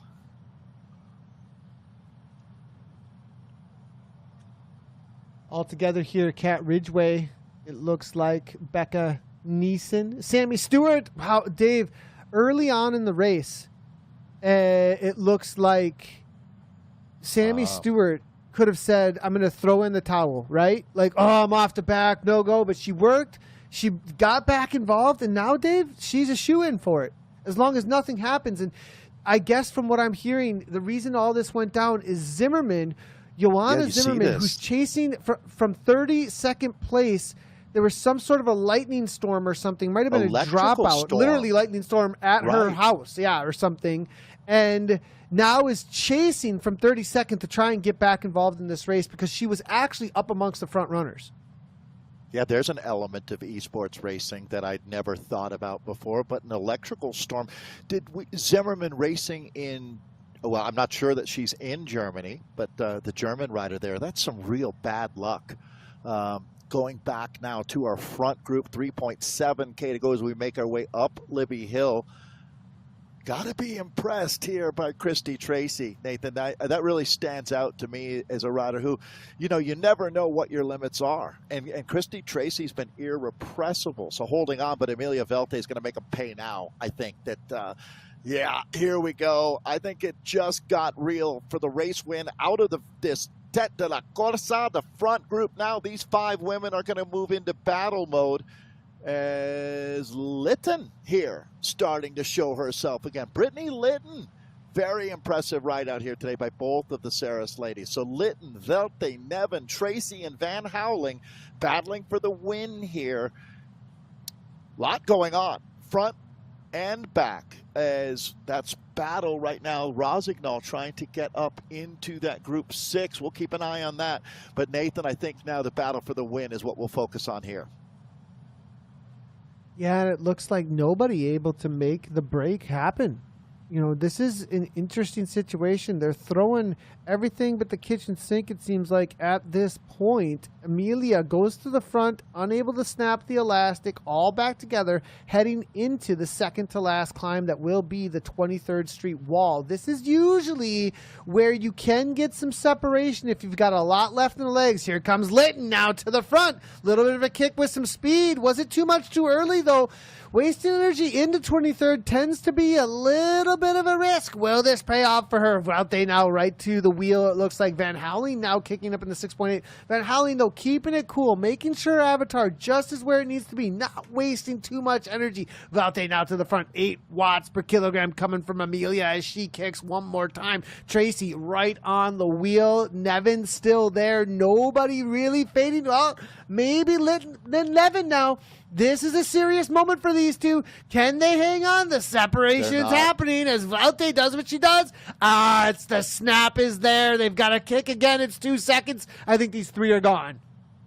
The Fuga de la Fuga, the break out of the breakaway, going clear. It's going to be 3. So Amelia Vuelta, the German, the American Christy Tracy hanging on with Liz Van Houweling. These are the 3, Nathan, that should be battling for the gold, silver, and bronze here in Richmond. 2.2K to go. Vuelta now driving the pace. Let's watch this gap here. And Nevin holding on at 1.2 seconds back, and she's actually closing it down. Nevin is going to rejoin. Does Litton get back in? That's going to be the big question here over the next 30 seconds or so. It's do or die for Brittany Litton. Amazing here as up and over the top is Ann Nevin. So the Norwegian full gas right now, Nathan. 1.8K to go. Here we go, the final little bit of a downhill before they're going to head into the final climb. Vuelta sitting in second wheel. Tracy there getting back on terms. It looks like Britt Litton doing everything she can to fight and just barely gets back on terms. The 2 Cyrus No Pins riders are back involved, and now it's Liz Van Houweling to the back. Britt Litton rolls right on through them. That's not actually an attack. She just had a lot more speed than the rest of the riders as she was coming up to them. A little bit of an overshoot. Nevin now back to second wheel, 4.8 watts per kilogram for a moment there. Now they're all watching and waiting for the final climb. But now's a good time to point out that unfortunately for our Josie Rosignol fans, it looks like they may have broken her spirit as Group 7 looks like they're consolidating the final spots that will transfer into our race in 2 weeks for Zwift World Series, the big time event coming up. And it looks like Rosignol still fighting, Nathan. She hasn't given up. But Group 7, well, and that group's starting to blow up now. So it is just really dynamic as we're here on Governors. We're inside of 1K to go. Well, Liz Van Houweling right now has got to be licking her lips. Christy Tracy, first one to make her way to the front as they hit the climb proper. 6%, 7, 8% gradient here now at this point. And Christy Tracy sets the tempo up into 5.6 watts per kilogram. It's going to be Amelia Vuelta now at 6 watts per kilogram, holding to the wheel. Doesn't actually kick enough to come around as Tracy sets that steady tempo. Her teammate Litton off the back, so it's all on Christy Tracy's shoulders to take it down for that Cyrus No Pins team at this point. Vuelta now sitting second wheel. Liz Van Houweling exactly where she needs to be. And Nevin falling off the pace. It's going to be these 3 unless Nevin's got another kick. Nevin kicks again, actually, though, a little bit there from Nevin. She's fighting hard. We'll see if she can get back on terms. She's still in the conversation, just barely. Can Nevin hang on for this? But here goes Vuelta again. There's 5.4, and it looks like it's going to be Van Houweling who's got an easy 6 watts per kilogram to follow it up, Dave. Liz Van Houweling locked in on that wheel of Amelia Vuelta as we make the left turn, and this is it. It looks like 2 women are left here, and this should go, wow, Amelia Vuelta actually opening up a little bit of a gap. It's gone out to 0.4 seconds. You can see Van Houweling, if she's going to win this one, she's going to have to dig deep, and that's exactly what we've got going on, Nathan. There's the finish line. This one is on Vuelta and Van Houweling. Who's going to get the better of this 2-up kick? Back to you, Nathan Guerra. Van Houweling sits on the wheel for just a moment there. It'll pull up, and there's the big kick. 10 watts per kilogram. Orange number pop, and it's exactly as we had said. The Panther bounces to the line. Next eSport, they're going to take it down with huge orange number kick, and that is a big opener for the series here for Liz Van Houweling. Exactly what she'd love to see. Vuelta will come through for third, for second, Christy Tracy for third, and Nevin rounds it out there for your top 4 places. Nicely done amongst the ladies here. Britt Litton will be settling for 5th place out there today. What a race, what a show put on, and here's Felinski as well behind us we just saw a moment ago. Britt Litton, though, good job for the Kiwi taking this down for that 5th place.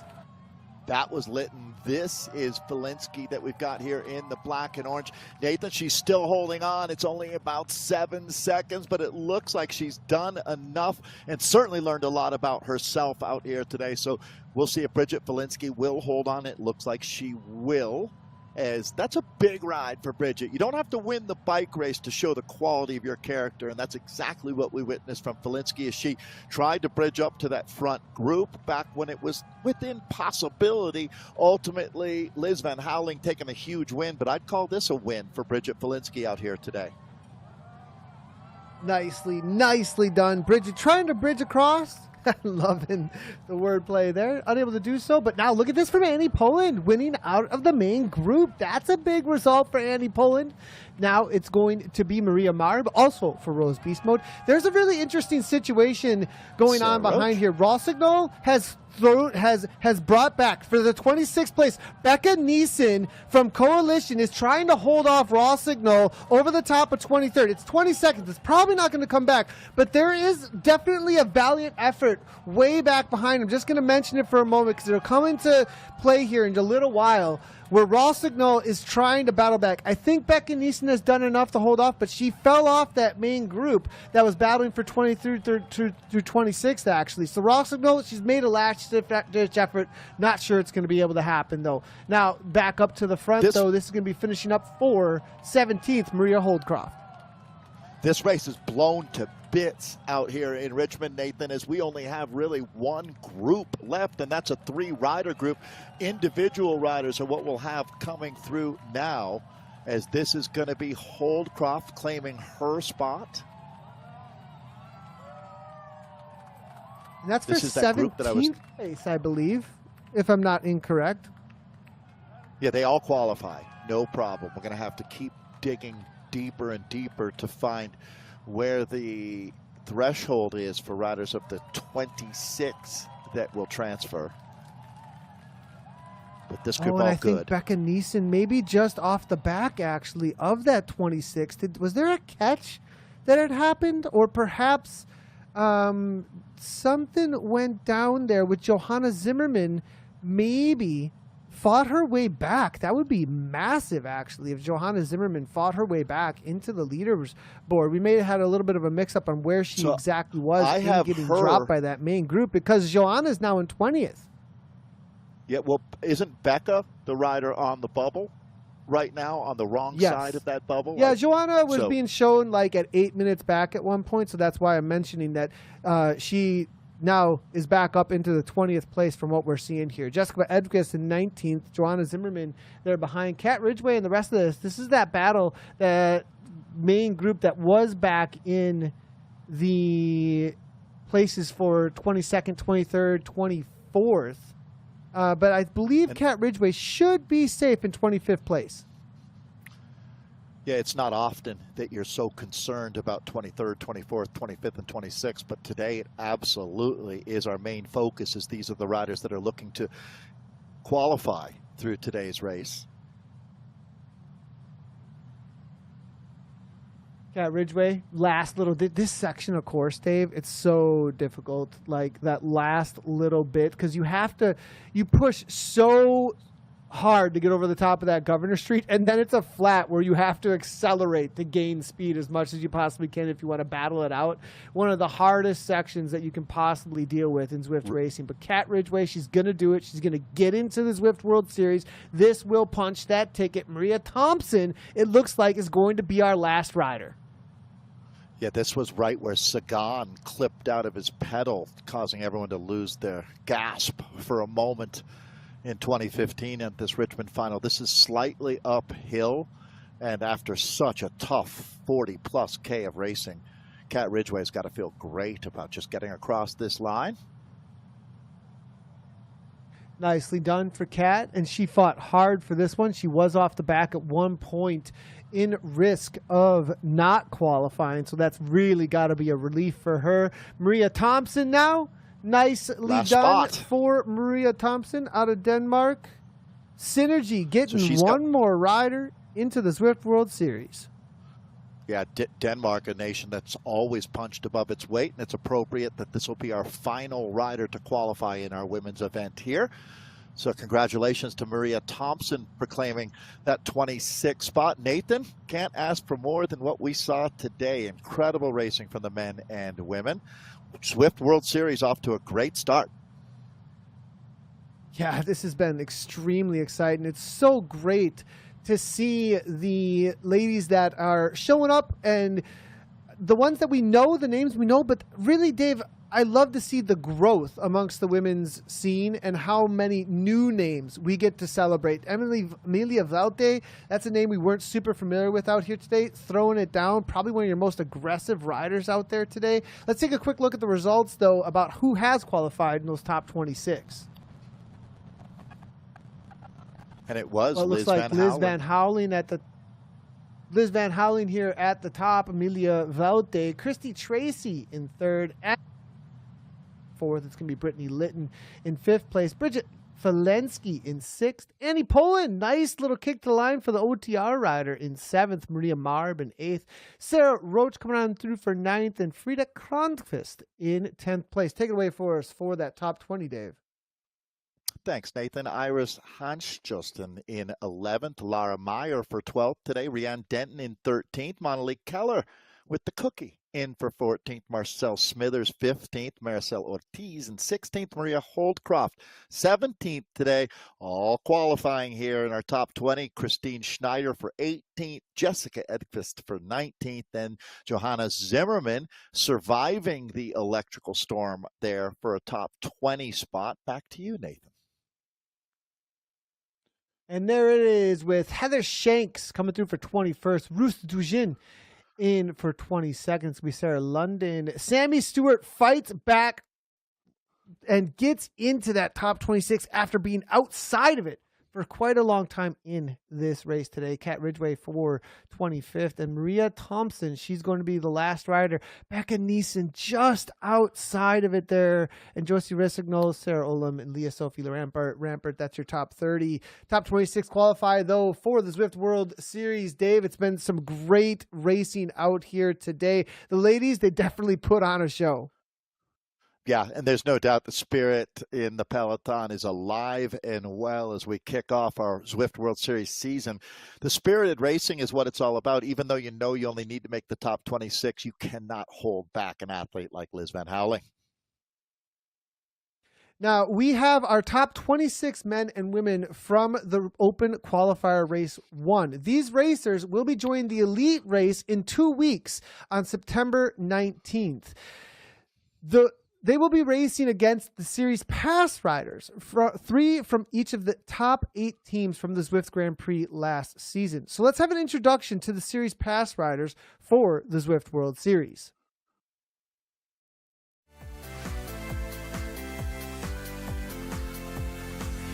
Hi, I'm Charlotte Colclough. I'm Alice Lethbridge Ariel O'Hearn. Celia Hamza. I'm Gabriella Guerra. I'm Yukcha Paul. Haley Simmons. I'm Jen Reel. Yanne E. Hey, my name is Catherine Fuhr. Hello, Ustu Milenj. My name is Kristen Kolchinsky. Lisa Hermansson. Lucy Harris. Marine Moget. Megan Roswell. Melissa Aiken. Mika Söderström. My name is Minna Koistinen. Natalie Smith. I'm Lou Bates. I'm racing in the Zwift World Series. And you know, Dave, those riders will be watching. We saw some of them in chat, actually, checking out what the competition's going to be like. Those riders, they've proved their grit, and they have their series passes in hand. Now the riders who have qualified, they get their chances to solidify a series pass for the entirety of the Zwift World Series. They've qualified in the first race, but now they got a little bit more work to do. Prove their grit against those 26 that we just saw. Yeah, some of the perennial greats like Kristen Kolchinsky, Lou Bates. It's going to be really fun to watch as we marry these two groups together. Oh, I can't wait, Nathan. I mean, this has been the best racing we've seen on Zwift. The World Series has cracked the code. Yeah, they have. That's for sure. Now, these Series Pass races will be joining the qualifiers that we just saw in the 2 weeks' time.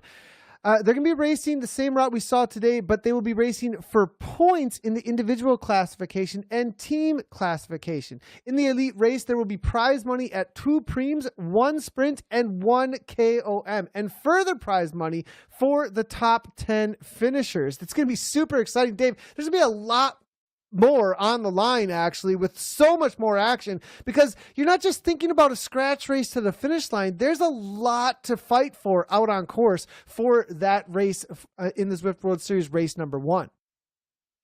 Yeah, I would always send people to ZwiftWorldSeries.com for more information on what we've got coming. All of the athletes are really, really well covered there. So much to look forward to. But Nathan, you're right. If you enjoyed the racing this week, wait a couple of weeks to see the stakes really ratchet up. There's a lot of prize money on the line, and it's going to be over the top. Yeah, definitely. I'm so excited. 2 weeks time, everybody. Make sure to be here. But that's it for us today. Thanks for joining for some amazing racing for this first event for the Zwift World Series. We will be back in 2 weeks time for the elite race. We can't wait to see you again then. As always, everybody, from Dave and I, ride on.